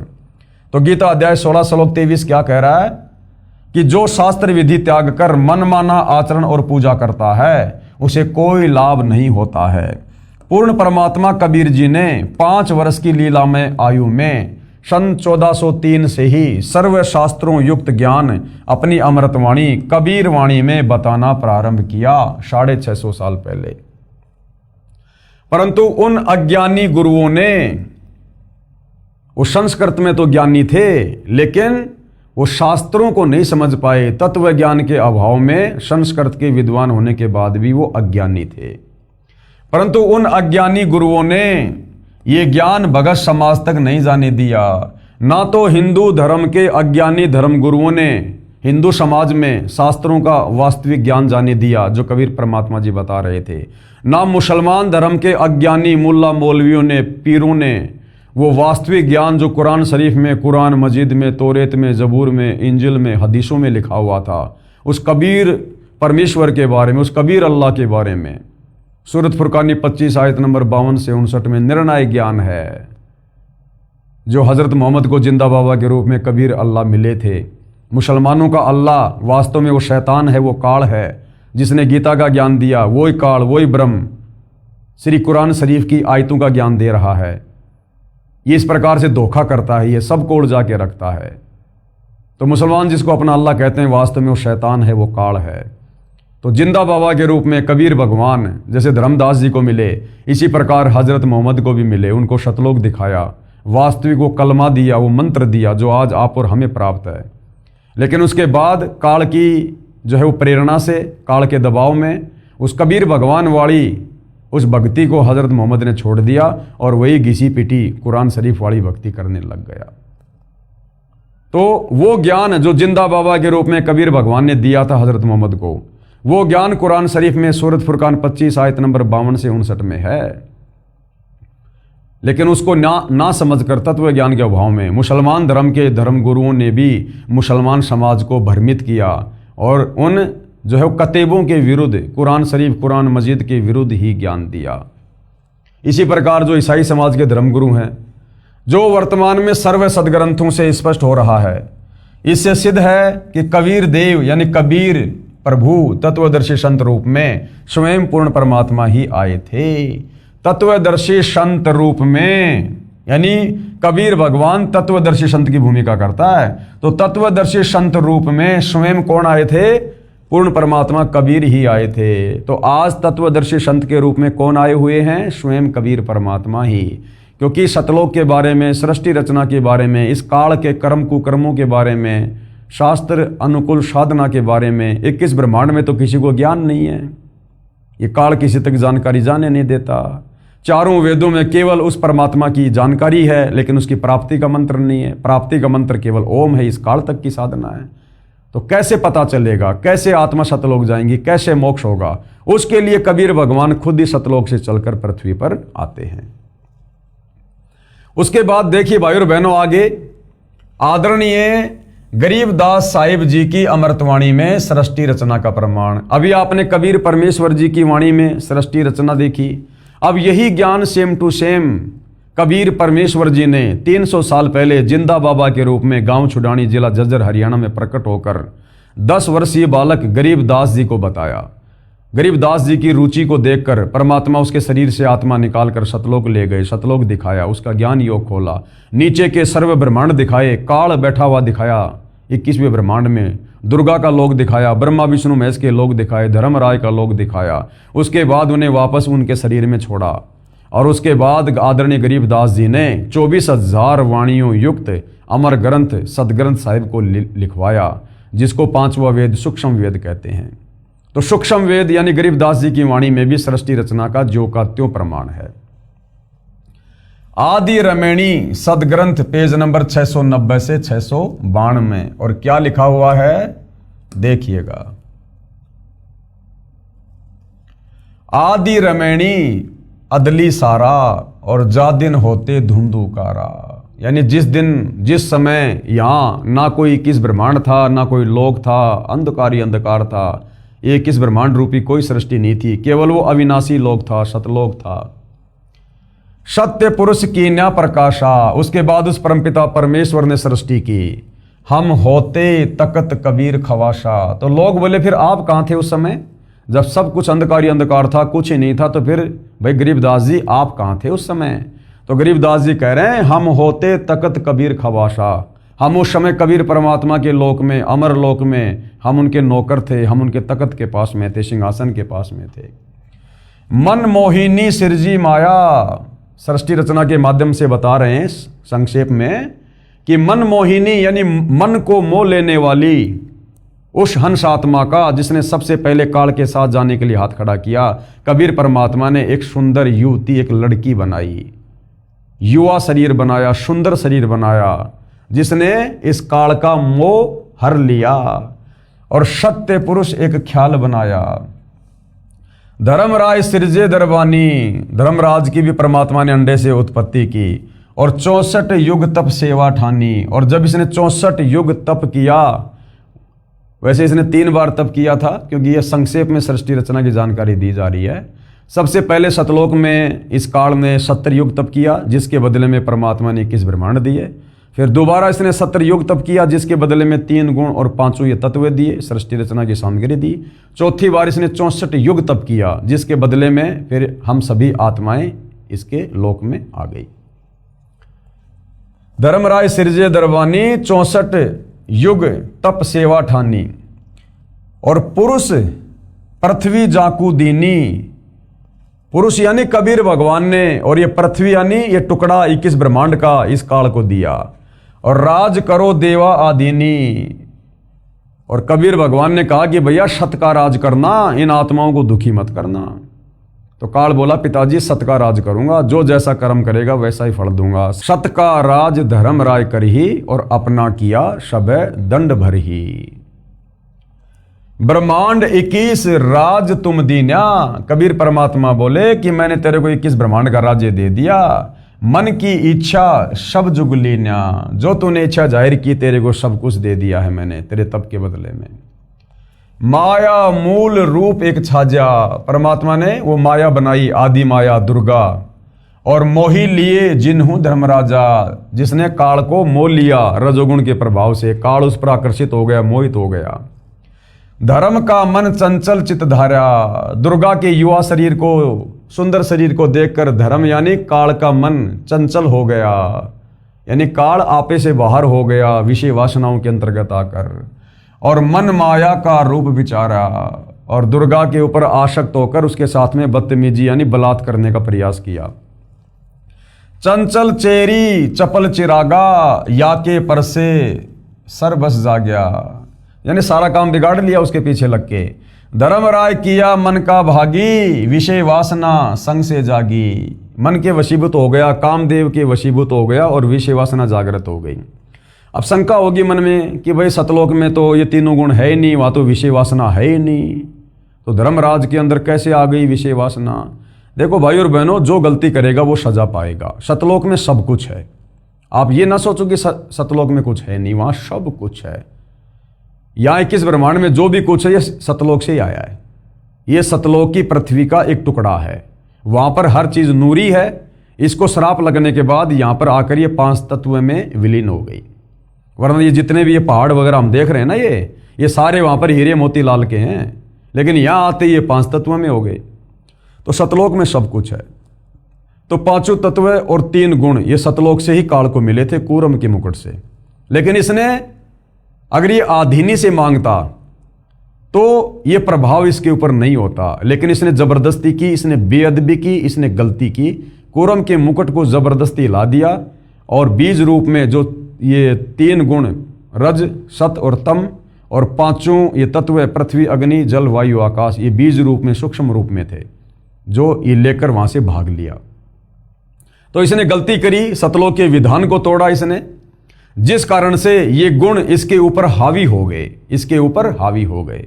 अब जैसे हमारे घर में लाइट है, अब लाइट है तो लाइट से यदि हम अच्छा काम लेंगे तो लाइट हमें जूस बना के देगी, चक्की से हम लोग आटा पीसेंगे, ट्यूबलाइट जलाएंगे। लाइट से हम बहुत सारे काम करते हैं जो हमारे लिए फायदेमंद हैं।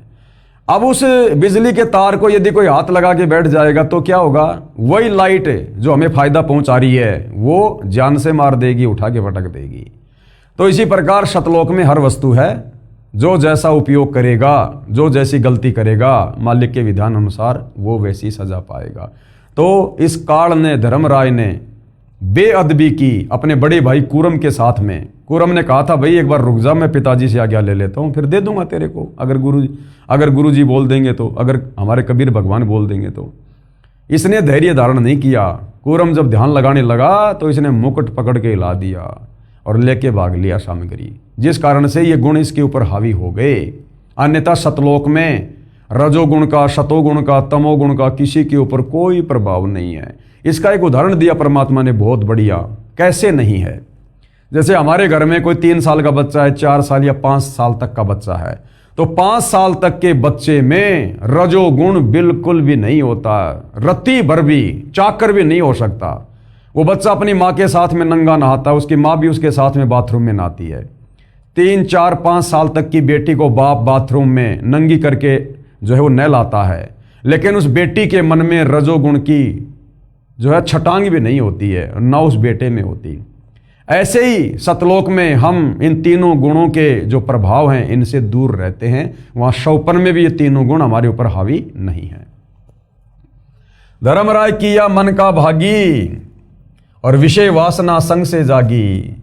आदि पुरुष अदली अनरागी। आदि पुरुष सबसे पहले वाला परमात्मा कबीर भगवान, और अदली यानी वो न्यायकारी परमात्मा है, न्यायकारी, सबके साथ बिल्कुल न्याय करता है। अनुरागी, सबके अंदर प्यार प्रेम रखने वाला, लेकिन वो प्यार प्रेम मोह ममता वाला नहीं है, कर्मानुसार सजा भी वो भगवान ही देता है। फिर धर्मराय दिया दिल से त्यागी। उस कबीर भगवान ने, न्यायकारी उस परमात्मा ने धर्मराया ने काल को दिल से त्याग दिया कि इस सतलोक में, ऐसे सच्चे लोक में, और तूने विषय वासनाओं से प्रेरित होकर ये गंदा कर्म करने की सोची भी कैसे? ऐसे गंदा कर्म करने की सोचने वाले के लिए सतलोक में कोई जगह नहीं है।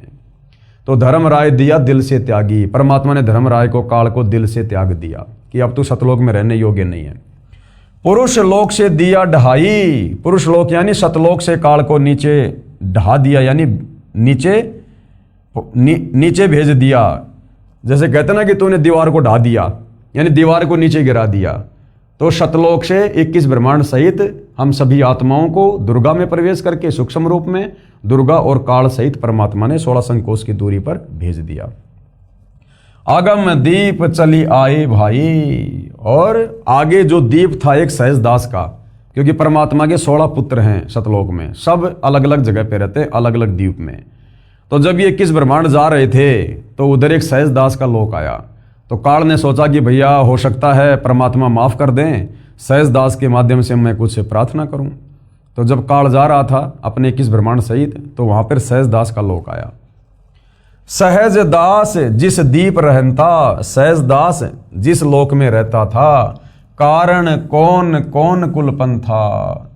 धर्मराय बोले दरबानी, सुनो सहजदास ब्रह्मज्ञानी। हे सहजदास मेरे भाई, हे ब्रह्मज्ञानी, मैं आपसे अर्ज करता हूं, मेरी बात सुनो।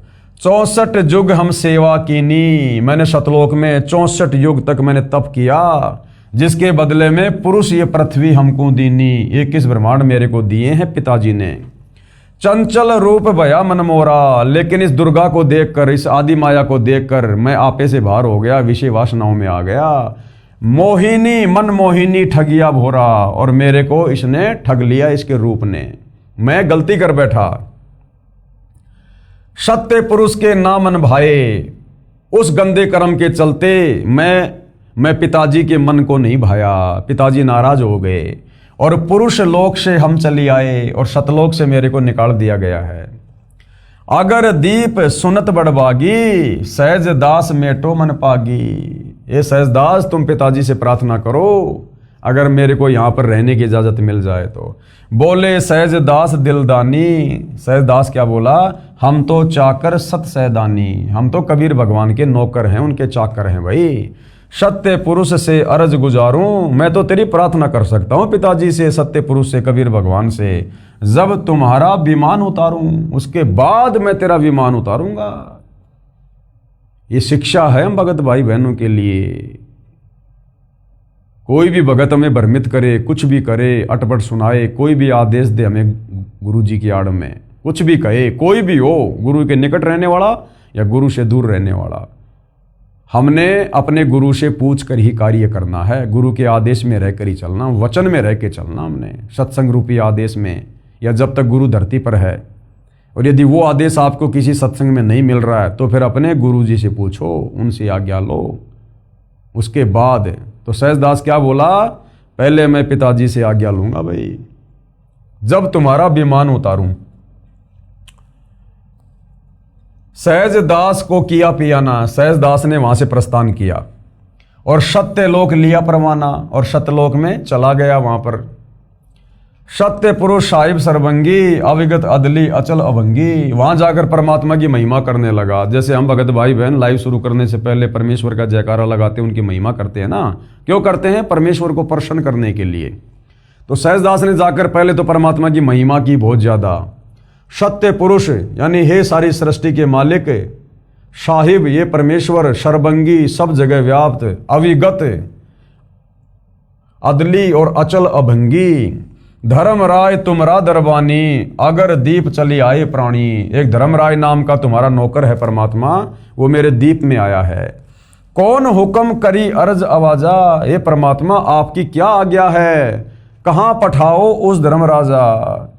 जाते ये नहीं कहा कि मेरे पास में वो धर्मराय आया है, मैं उसको अपने लोक में जगह दे दूं क्या, ये नहीं।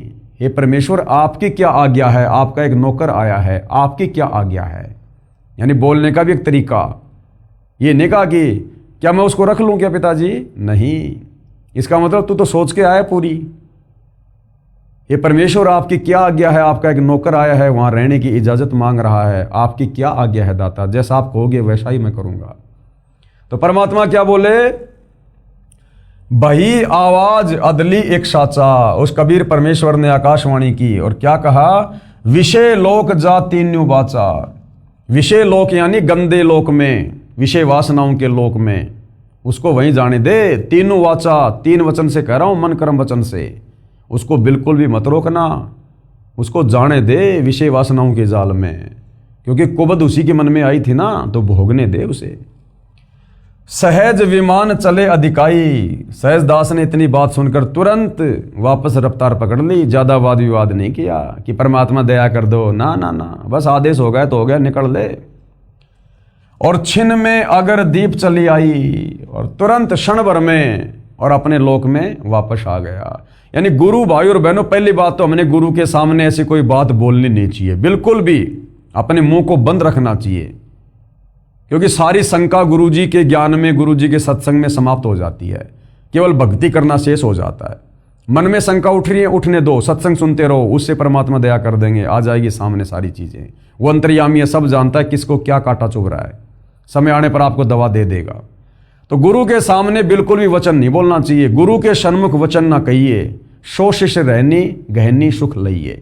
वही शिष्य वास्तव में सुखी हो सकता है और सतगुरु की भक्ति से लाभ प्राप्त कर सकता है। कोई वाद विवाद नहीं करनी चाहिए अपने गुरु जी से किसी भी प्रकार का। और गुरु जो आज्ञा दे, गुरु जो आज्ञा दे, उस आज्ञा को शिरोधारिये तुरंत। ठीक है गुरु जी, जय हो परमात्मा की, जय हो मालिक जी, दाता जी मालिक। ना नुकर नहीं, को सलाह देने की गलती मत कर देना कि गुरु जी अगर इसमें ऐसा कर लें तो कैसा रहेगा। मर गए उसी समय, मर गया। अरे वो अंतर्यामी सोच समझ के बोल रहा है, तो उससे ज्यादा दिमाग वाला है क्या। तो इस प्रकार से हमने अपने गुरुदेव के साथ में व्यवहार करना है। हम तो अर्ज करी अनुरागी। सहजदास बोला, भाई मैंने तो तेरी अर्जी लगाई थी, मैंने तो बहुत प्रार्थना की, तुम विषय लोक जाओ बड़भागी। सहजदास भी बेचारा दुखी होता कह रहा कि भाई अब तू जा, परमात्मा का आदेश है। धर्मराय चले विमाना और मान सरोवर आए प्राणा। धर्मराय के विमान वहां से चल पड़े और सतलोक की बाउंड्री पर वहां पर एक मान सरोवर है। मान सरोवर रह न पाए, वहां भी परमात्मा ने उसको रुकने नहीं दिया। दरे कबीरा थाना लाए, वहां कबीर परमात्मा ने रूप में खुद ही बैठे थे लेकर डंडा। बोला चल चल आगे आगे। बंक नाड़ की बिस्मी घाटी, तहां कबीरा रोकी घाटी। इन पांचों मिल जगत बंधाना, इन पांचों ने मिलकर संसार को बांध रखा है। 21 ब्रह्मांड में सब प्राणियों को कर्म बंधन में बांध रखा है। पांच कौन? तीन तो ये ब्रह्मा विष्णु महेश और दुर्गा और ये काल। इन पांचों मिल जगत बंधाना, इन पांचों ने मिलकर संसार में परमेश्वर की आत्माओं को कर्म जाल में बांध रखा है। उल्टी साधना में 184 जीव सताना, और 184 में डाल के फिर उनको तरह तरह की यातनाएं दी जाती हैं, क्योंकि शास्त्र अनुकूल साधना है नहीं। और शास्त्र अनुकूल साधना जो चारों वेदों वाली है, इस ओम नाम की, और ओम नाम की साधना से इसके ब्रह्मलोक में चले जाओ, वहां रहकर फिर वापस 184 में। तो रहना जन्म और मरण में, ये यहाँ का अटल नियम है, जन्म और मरण। जिसका जन्म उसकी मृत्यु काल के लोक में निश्चित है। फिर संस्कारवश 184 योनियां भोगनी पड़ेंगी और नरक भी भोगना पड़ेगा। ब्रह्मा विष्णु महेश्वर माया, ब्रह्मा विष्णु महेश और इनकी माता माया यानी दुर्गा, और धर्मराय यानी काल, धर्मराय का राज पठाया। इन चारों ने धर्मराज के इस ढमढमे को ये चला रहे हैं चारों। कौन? ब्रह्मा विष्णु महेश, माया यानी दुर्गा, यानी ये चारों माँ बेटे धर्मराज का राज पठाया, धर्मराज का शासन चला रहे हैं यहाँ पर, उसके भोजन की व्यवस्था कर रहे हैं। रजोगुण के प्रभाव से ब्रह्मा जी जीवों की उत्पत्ति करता है, सतोगुण के प्रभाव से विष्णु जी सबको मोह ममता में बांध के रखते हैं, और शंकर जी अंत में किसी न किसी तरीके से उनको टपका के अपने पिता काल ब्रह्म के मुंह में भेज देता है तपस्या पर। ये खोकापुर झूठी बाजी, इस काल के किस ब्रह्मांड को खोकापुर कहा है। खोकापुर यानी थोता, यहां कोई आनंद नहीं, कोई सुख नहीं है, झूठा लोभ दे रखा है यहाँ पर, झूठा सुख दे रखा हमारे को यहाँ पर। इसको थोतापुर, खोकापुर कहा है परमात्मा ने। ये खोकापुर झूठी बाजी, और भिस्त बैकुंठ दगासी साजी। भिस्त यानी स्वर्ग, बैकुंठ भी कहते हैं हमारे साथ में धोखा कर रखा है। ये धोखा नरक और स्वर्ग, भिस्त बैकुंठ दगासी साजी। कृत्रिम जीव बुलाने भाई, निज घर की तो खबर न पाई। अब यहां पर हमारे को क्या बना दिया इन्होंने? ये कृत्रिम जीव यानी बनावटी जीव बना दिए। हमारा मूल स्वरूप है आत्मा, जो आत्मा कभी मरती नहीं, आत्मा अविनाशी है। हमारे को शरीर में बांध दिया, आत्मा को शरीर दे दिया, ऊपर ये आवरण चढ़ा दिया, 5 शरीर चढ़ा दिया हमारे ऊपर काललोक में आने के बाद। स्थूल शरीर जो आप और हमारा ये शरीर है हाड़ मांस वाला, ये है स्थूल शरीर। ये छूटने के बाद में आत्मा पे चढ़ा हुआ है सूक्ष्म शरीर, फिर कारण, फिर महाकारण, फिर कैवल्य।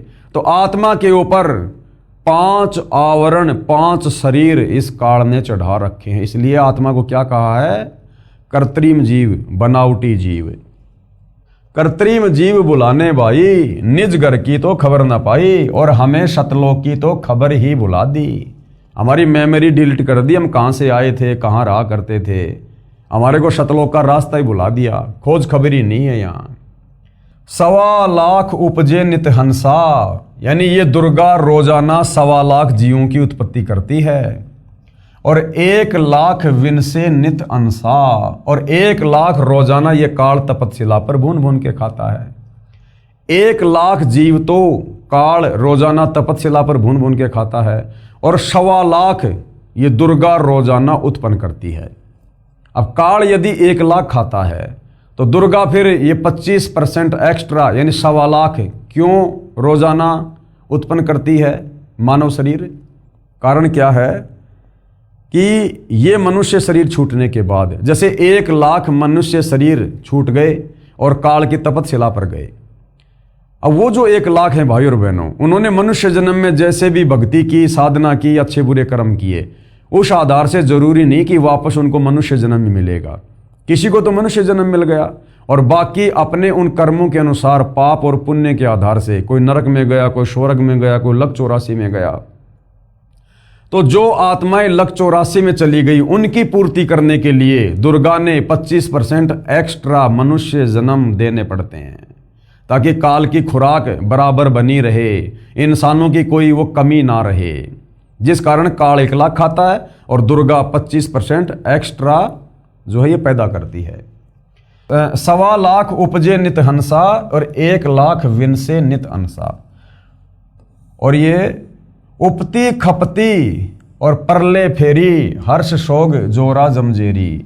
जन्म लेना फिर मर जाना और ये परले में आ जाना। हर्ष यानी जो है खुशी, शोक यानी दुख, जोरा जमजेरी यानी इस काल के लोक में ये सुख दुख जन्म मृत्यु ये अरहट का कुआं चलता रहता है।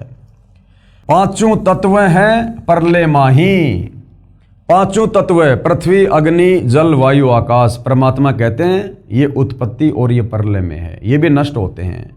क्योंकि 21 ब्रह्मांड की सृष्टि पांचों इन तत्वों से बनी है, तो जब 21 ब्रह्मांड ही नष्ट होता है तो पांचों तत्व कहाँ रह जाएंगे। और सतगुण रजगुण तमगुण झाई, 8 अंग मिली है माया और पिंड ब्रह्मांड शकल भरमाया। सब जीवों को इसने भ्रमित कर रखा है काल के आदेश से। या में सुरती शब्द की डोरी, या में सुरती शब्द की डोरी, अगर वो वास्तविक शब्द मिल जाए तो हमारी सुरती, हमारा ध्यान सतलोक में लग सकता है, दूसरा कोई उपाय नहीं। और पिंड ब्रह्मांड लगी है खोरी, श्वासा पारस मन गए राखो। श्वासा पारस यानी श्वासों का जो मंत्र है, जो कबीर परमात्मा तत्वदर्शी संत रूप में आके देते हैं, वो पारस पूंजी के समान है। जैसे पारस एक पत्थर होता है, यदि उसको लोहे से टच कर दिया जाए तो लोहा भी सोना बन जाता है, चाहे कितना टन हो, चाहे पूरा का पूरा पहाड़ हो। तो इसी प्रकार कबीर परमेश्वर का जो सतनाम है, जो मंत्र है, वो पारस की तरह काम करता है। जिस आत्मा को मिल जाता है और जो मर्यादा में रहकर उसका यूज करता है, यानी गुरु मर्यादा में रहकर सुमरण करता है, तो वो इस प्रकार से भक्ति धन जमा करने लग जाता है मुक्ति के लिए। तो श्वासा पारस मन गए राखो, यानी वो श्वास वाला मंत्र वो पारस की तरह है। और खोली कपाट अमीरस चाखो, वो सारे वज्र कपाट खोल देगा, सारे दिमाग के बंद दरवाजे खोल देगा। और अमीरस चाखो यानी भक्ति का वो अमृत, हम उसका रस पान करने लग जाएंगे, यानी हमें फिर आनंद आएगा भक्ति वाला। सुनाऊं हंस शब्द सुन दासा, आदरणीय गरीबदास जी कह रहे हैं सुनाऊं हंस शब्द सुन दासा और अगम दीप अग है बाशा, कि ये ज्ञान सुन तू मेरे से, वास्तविक ज्ञान अगम दीप है अगवाशा, कि तेरा जो ठिकाना है ना वो शतलोक है, वो अगम दीप, तू यहाँ का रहने वाला नहीं है किस ब्रह्मांड का। भवसागर जमदंड समाना, इस भवसागर में काल के किस ब्रह्मांड में तो तू केवल यहाँ पर काल के द्वारा जो है वो दंडित किया जा रहा है। धर्मराज का है तलबाना, 21 ब्रह्मांड में तो काल का धर्मराज का ही जो है ये फुरमान चलता है, आदेश चलता है। पांचों ऊपर पद की नगरी और बाट विहंगम बंकी डगरी। पांचों ऊपर, पांच कौन? ब्रह्मा विष्णु महेश दुर्गा और काल, इनके ऊपर वो पद की नगरी है, यानी शतलोक है। और बाट विहंगम बंकी डगरी, और वहां जाने का रास्ता बहुत टेढ़ा मेढ़ा है, बगैर तत्वदर्शी संत की शरण के वहां नहीं जा सकते। हमरा धर्म राय सुदावा भवसागर में जीव भरमावा। कबीर परमात्मा कहते हैं कि मेरा धर्मराज के साथ में एग्रीमेंट है, भवसागर में जीव भरमावा। हम तो कहें अगम की वाणी, हम तो सतलोक की बात बताते हैं, जहां अविगत अदली आप बिनानी, जहां वो सत्य पुरुष कबीर परमात्मा खुद बैठे हुए हैं। बंदी छोड़ हमारा नामम अजर अमर है अस्थिर ठामरम, हमारा नाम बंदी छोड़ है। बंदी छोड़ यानी काल के कर्म बंधनों से छुड़वा कर सतलोक ले जाने वाला। अजर अमर है अस्थिर ठामम, और मैं जहां रहता हूं वो जगह क्या है? अजर अमर है, सतलोक है, कभी विनाश में नहीं आता। अस्थिर यानी वो स्थायी रहता है, कभी विनाश में नहीं आता। ठाम यानी जगह, धाम, स्थान। जुगन जुगन हम कहते आए, यानी ये तत्व ज्ञान जीव आत्माओं को हम युगों युगों से समझा रहे हैं सतलोक जाने वाला। जम जोरा से हंस छुटाए, जम यानी काल, जोरा मानी मृत्यु, हमने इससे बहुत सारे भक्तों को छुटाया है। जो कोई माने शब्द हमारा, जो मेरे ज्ञान के ऊपर विश्वास कर लेता है, जो मेरे तत्व ज्ञान को स्वीकार कर लेता है, नाम ले लेता है और मर्यादा में रहकर भक्ति करता है, तो भव सागर नहीं भर में धारा, वो वापस इस काल के लोक में फिर नहीं आता है। जिस प्रकार गीता ज्ञानदाता काल ब्रह्म गीता अध्याय 18 श्लोक 62 में कह रहा कि अर्जुन तू सर्वभाव से उस परमेश्वर की शरण में जा, वहां जाने के बाद फिर प्राणी लौटकर वापस संसार में नहीं आता। या में सुरती शब्द का लेखा। अब इसमें सबसे महत्व क्या है, मर्यादा में रहकर सुरती लगाकर, जैसे प्रथम जो मंत्र हमें देते हैं गुरुदेव, तो गुरुदेव कहते हैं कि मंत्र अपना असल में काम उस समय करेगा जब तुम सुरती, नृति और मन के साथ जाप करोगे। फिर हमें सतनाम मिलता है श्वास का, वो अपना वास्तविक नाम उस समय काम करेगा जब सुरती, नृति, मन और पवन से हम उसका सुमरण करेंगे। फिर हमें सार नाम, सार शब्द मिलता है, वो अपना काम उस समय करेगा जब हम चिंतन मनन करेंगे, अपने गुरु को ही परमेश्वर मानकर भक्ति में लीन रहेंगे संसार से हटकर। या में सुरती शब्द का लेखा, तन अंदर मन और कहो कीन देखा। दास गरीब अगम की वाणी, खोजा हंस शब्द सैदानी। ये अगम की बातें बताई हैं, तत्व ज्ञान इसको वही खोज पाता है जो हंस वास्तव में उस प्रेम से, उस परमात्मा से प्यार करता है, उस परमात्मा के शब्द से जो प्यार करता है, यानी जो उनके ज्ञान पर विश्वास करके मर्यादा में रह के भक्ति करता है। इन अमृतवाणियों का पूज्य गुरुदेव भगवान ने, यानी वर्तमान के रियल कबीर परमेश्वर जी ने किस प्रकार से सरल और यथार्थ अनुवाद करके हमें बताया है, देखिएगा। उपरोक्त अमृतवाणी का भावार्थ है, क्या भावार्थ है कि आदरणीय गरीबदास साहिब जी कह रहे हैं कि यहां पहले केवल अंधकार था, पहले यहां किस ब्रह्मांड में कुछ नहीं था, बिल्कुल अंधकार था, शून्य था, तथा पूर्ण परमात्मा कबीर साहिब जी सतलोक में तकत सिंहासन पर विराजमान थे। ऊपर के 4 लोकों की रचना करके सतलोक में कबीर परमात्मा खुद ही सत्य पुरुष के सिंहासन पर विराजमान थे। हम वहां चाकर थे, गरीबदास जी कह रहे हैं हम वहां पर नौकर थे उनके, यानी गरीबदास जी के रूप में भाई और बहनों खुद ही कबीर परमात्मा 300 साल पहले आए थे। वो अपना डबल रोल कर रहे थे। जैसा 650 साल पहले बनारस के काशी के भंडारे में हमने जो कथा सुनी कि कबीर परमात्मा के नाम से झूठी चिट्ठियां डाल दी गई कि कबीर भंडारा करेगा, 18 लाख लोग आ गए। कबीर भगवान झोपड़ी में बैठे हैं और अपना दूसरा रूप बनाए केशव बंजारे का, और सारी व्यवस्था भंडारे की। इसी प्रकार गरीबदास जी और कबीर भगवान दोनों एक ही शक्ति हैं, वो उनका डबल रोल थे। पहले वो उदाहरण पेश कर गए क्योंकि उन्होंने सूक्ष्म वेद 5वां वेद लिखवाना था, उसकी रचना करवानी थी, तो दोनों एक ही थे, बस डबल रोल था। क्योंकि सूक्ष्म वेद की वाणी, तत्व ज्ञान की वाणी उस कबीर परमेश्वर के अलावा 21 ब्रह्मांड में कोई नहीं बोल सकता। तो गरीबदास जी अपने आप को छुपाते हुए कह रहे हैं कि मैं उस समय उस कबीर परमात्मा के दरबार में था, हम वहां पर नौकर थे। परमात्मा ने ज्योति निरंजन को उत्पन्न किया, यानी काल को उत्पन्न किया अंडे से। फिर उसके तप के प्रतिफल में 21 ब्रह्मांड उसको प्रदान कर दिए। फिर माया यानी ये प्रकृति यानी देवी दुर्गा की उत्पत्ति की। युवा दुर्गा के रूप पर मोहित होकर ज्योति निरंजन काल ब्रह्म ने दुर्गा यानी प्रकृति से बलात्कार करने की चेष्टा की। ब्रह्म यानी काल को उसकी सजा मिली, उसे शतलोक से निकाल दिया तथा श्राप लगा कि 1 लाख मानव शरीरधारी प्राणियों का प्रतिदिन आहार करेगा और 1.25 लाख उत्पन्न करेगा। काल ब्रह्म ने देवी दुर्गा से विवाह किया 21 ब्रह्मांड में आके, और 3 पुत्र उत्पन्न किए, रजगुण युक्त ब्रह्मा, सतगुण युक्त विष्णु तथा तमगुण युक्त शिव को सुनियोजित षड्यंत्र के तहत उत्पन्न किया। संतान उत्पत्ति भी क्योंकि सुनियोजित षड्यंत्र के तहत, और वही वर्ती भाई और बहनों यहां पर सब प्राणियों की है। आप और हम जो संतान उत्पत्ति करते हैं, कहीं न कहीं उसका एक मकसद होता है कि बुढ़ापे में रोजी रोटी का सहारा बनेगा। तो काल ने भी 3 पुत्रों की उत्पत्ति अपनी रोजी रोटी के लिए की थी। ब्रह्मा जी को रजोगुण से युक्त कर दिया, विष्णु जी को शतोगुण से, शंकर जी को तमोगुण से, अपने भोजन के लिए। काल ब्रह्म ने अपने आहार के लिए अपने 3 पुत्रों से उत्पत्ति, स्थिति तथा संहार कार्य करवाता है। इस षड्यंत्र की पोल परम अक्षर ब्रह्म यानी सत्य पुरुष जी ने पृथ्वी पर आकर खोली। कबीर भगवान ने चारों युगों में आके, सतयुग, त्रेता, द्वापर और कलयुग में आकर इस षड्यंत्र की पोल खोली, और आज सतगुरु रामपाल जी के नाम से आकर इस षड्यंत्र की महापोल खोल रहे हैं। सब जीव अज्ञानता के कारण इन्हीं ब्रह्मा, विष्णु, शिव तथा देवी व अन्य देवताओं को पूर्ण परमात्मा मानकर भक्ति करते हैं, क्योंकि किसी को सत्य पुरुष की जानकारी है ही नहीं। काल के जाल से निकल नहीं पाते हैं, जन्म मरण के चक्कर में कष्ट उठा रहे हैं। कोई जीव काल ब्रह्म के 21 ब्रह्मांडों में सुखी नहीं है। ब्रह्मा, विष्णु तथा महेश भी यहां कष्ट पर कष्ट उठाते हैं। सुनते हैं भाई और बहनों हम इन कथाओं में, इन पुराणों में कभी तो ये राक्षस देवताओं पे चढ़ाई कर देते हैं, फिर इन देवताओं का और राक्षसों के साथ में युद्ध होता है। कभी भस्मासुर के साथ में देवी लड़ रही है, कभी ब्रह्मा, कभी विष्णु, कभी महेश हैं। वो भस्मासुर था, उसने शंकर जी से भस्म कंडा ले लिया, फिर उसी को मारने के लिए दौड़ पड़ा। शंकर जी आगे आगे दौड़ रहे हैं जान बचाने के लिए, पीछे पीछे वो भगत भाग रहा है। तो ये भी यहाँ पर सुखी नहीं है भाई और बहनों, ये भी महादुखी हैं।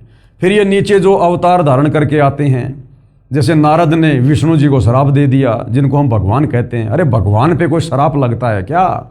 लेकिन ये भगवान नहीं थे। तो नारद जी ने, जो ब्रह्मा जी का बेटा है, उसने अपने चाचा विष्णु जी को श्राप दे दिया, और उस शराब को भोगने के लिए विष्णु जी धरती पर रामचंद्र रूप में आए। पूरी जिंदगी यहाँ पर दुखी रहे।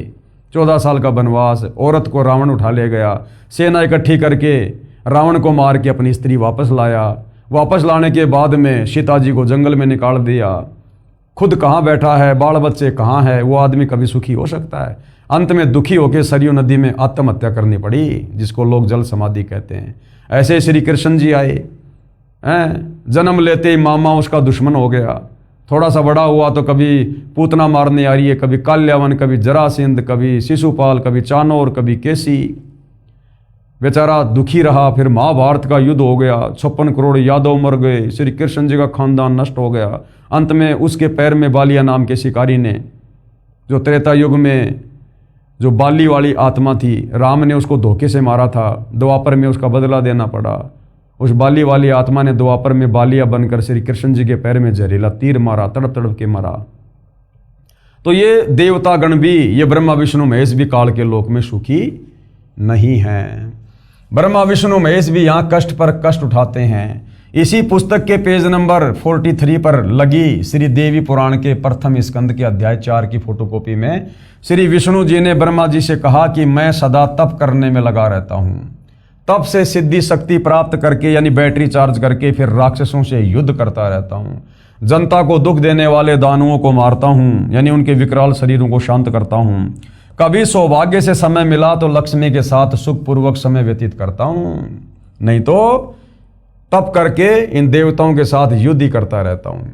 इस प्रकरण से सिद्ध हो जाता है कि यहाँ सर्व प्राणी जन्म मृत्यु का कष्ट उठा रहे हैं। यदि कोई पूर्ण परमात्मा का वास्तविक शब्द, सच्चा नाम, जाप मंत्र हमारे से प्राप्त करेगा, कौन कहते हैं? गरीबदास जी, यानी तत्वदर्शी संत से, उसको काल की बंद से, यानी बंधनों से छुड़वा देंगे। हमारा बंदी छोड़ नाम है। आदरणीय गरीबदास जी अपने गुरु व प्रभु कबीर जी के आधार पर यह कह रहे हैं कि सच्चे मंत्र अर्थात सतनाम व सार शब्द की प्राप्ति कर लो, पूर्ण मोक्ष हो जाएगा। नहीं तो नकली नाम देने वाले, शास्त्र विरुद्ध ज्ञान बताने वाले संतों व महंतों की मीठी मीठी बातों में फंसकर शास्त्र विधि रहित साधना करके काल जाल में रह जाओगे, फिर कष्ट पर कष्ट उठाओगे। इस विषय में गरीबदास जी क्या कहते हैं? गरीबदास जी महाराज की वाणी। माया आदि निरंजन भाई और अपने जाए आपे खाई। माया आदि निरंजन भाई, ये माया यानी दुर्गा और ये निरंजन यानी काल, ये दोनों अपने जाए आपे खाई। अपने द्वारा पैदा किए गए इन पुत्रों को ये खुद ही खाते हैं, खुद ही। एक सत्संग में गुरुदेव ने बताया, ये काल तो खाता है तपस्या पर, ये दुर्गा भी खाती है। उदाहरण दिया गुरुदेव ने कि जैसे घर में अगर कोई मीट बनाता है या कोई और वस्तु बनाता है तो वो औरत भी खाती है। तो ये दुर्गा भी काल के साथ बराबर का साथ दे रही है, ये भी इन जीवों का भक्षण करती है। ये आदि माया निरंजन भाई अपने जाए आपे खाई। ब्रह्मा विष्णु महेश्वर चेला, ओम सोहम का है खेला। शिखर शून्य में धर्म अन्यायी। शिखर शून्य यानी 21वें ब्रह्मांड में ऊपर ब्रह्मलोक में ये धर्मराज अन्यायी रहता है। काल जिन शक्ति डायन महल पठाई, जिसने यहाँ पर अपनी पत्नी दुर्गा को सबके बीच में भेज रखा है अपने भोजन की व्यवस्था के लिए। 21 ब्रह्मांड में काल के आदेश से ब्रह्मा विष्णु महेश के द्वारा दुर्गा सारा सब कुछ ये करवा रही है। लाख गरासे नित उठ दूती। ये दुर्गा क्या करती है? रोजाना 1 लाख जीवों को मारकर काल के पास पहुंचाती है। और माया आदि तकत की कुत्ती, इसको कबीर परमेश्वर के दरबार की क्या कहा है? कुत्ती यानी नौकरानी है ये उस कबीर भगवान के दरबार की, जो गलती करके यहां आ गई। सवा लाख घड़िए नित भांडे, रोजाना 1.25 जीवों की उत्पत्ति करती है भांडे यानी शरीर। और हंसा उत्पत्ति प्रलय डांडे। ये तीनों चेला बटपारी, सिरजे पुरुषा सिरजे नारी। ये तीनों चेला, ये ब्रह्मा विष्णु महेश, ये भी ठग बताए। सिरजे पुरुषा सिरजे नारी, अपने बाप के भोजन के लिए स्त्री और पुरुषों की उत्पत्ति करते हैं। और खोकापुर में जीव बुलाए, शौपना बहिस्त बैकुंठ बनाए। खोकापुर में जीव बुलाए, 21 ब्रह्मांड के प्राणियों को शास्त्र विरुद्ध साधना में लगाकर भ्रमित कर दिया, और फिर कभी नरक में कभी स्वर्ग में उनको भेजते रहते हैं। यो अरहट का कुआ लोई, या गढ़बंध्या है सब कोई। ये 21 ब्रह्मांड अरहट का कुआ है, और इसके बंधन में हर कोई बंधा हुआ है। कीड़ी यानी चींटी, कुंजर यानी हाथी, और अवतारा यानी ब्रह्मा विष्णु महेश भी अवतार रूप में। अरहट डोरी बंधे कई बारा, यानी चींटी से लेकर हाथी और ये ब्रह्मा विष्णु महेश तक भी अवतार रूप में आकर अरहट की डोरी से बंध चुके हैं। जन्म मरण के चक्कर में रहते हैं ये। अरब अलील इंद्र हैं भाई, अरहट डोरी बंधे सब आई। अरब अलील बार तेरे इंद्र, जो देवताओं का राजा है, ये भी बार बार जन्म और मरण में आ चुका है। शेष यानी शेषनाग, महेश यानी शंकर जी, और गणेश्वर ये गणेश जी और उसके वो गण।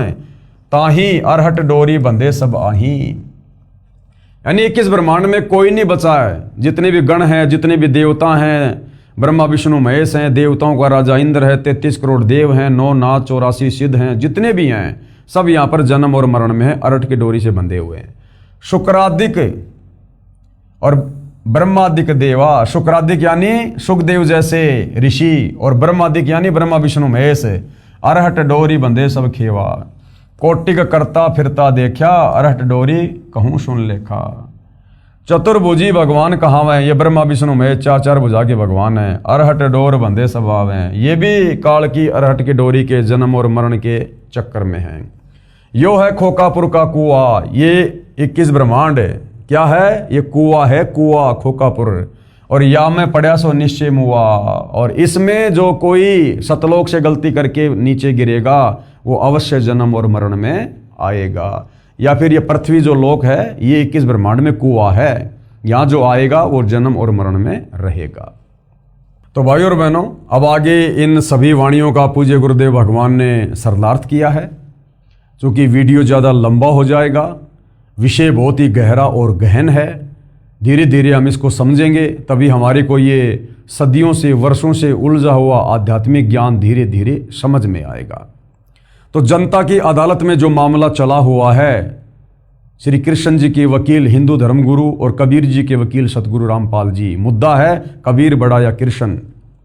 तो सारी बातें शास्त्रों से प्रमाणित करके बताई जा रही हैं, और जनता की अदालत में जनता को सृष्टि रचना से कबीर परमेश्वर जी की वाणी और आदरणीय गरीबदास जी की अमृतवाणी से ये बताया जा रहा है, साबित किया जा रहा है कि वास्तव में सृष्टि रचना क्या है, ये काल क्या है, दुर्गा क्या है, ब्रह्मा विष्णु महेश क्या है, क्यों यहाँ पर सभी जन्म और मरण के चक्कर में हैं, ये काल किसी को दर्शन क्यों नहीं देता, ब्रह्मा विष्णु महेश तीनों गुणों से युक्त करके काल में क्यों यहाँ पर सभी जीवों को कर्म बंधनों में बांध रखा है।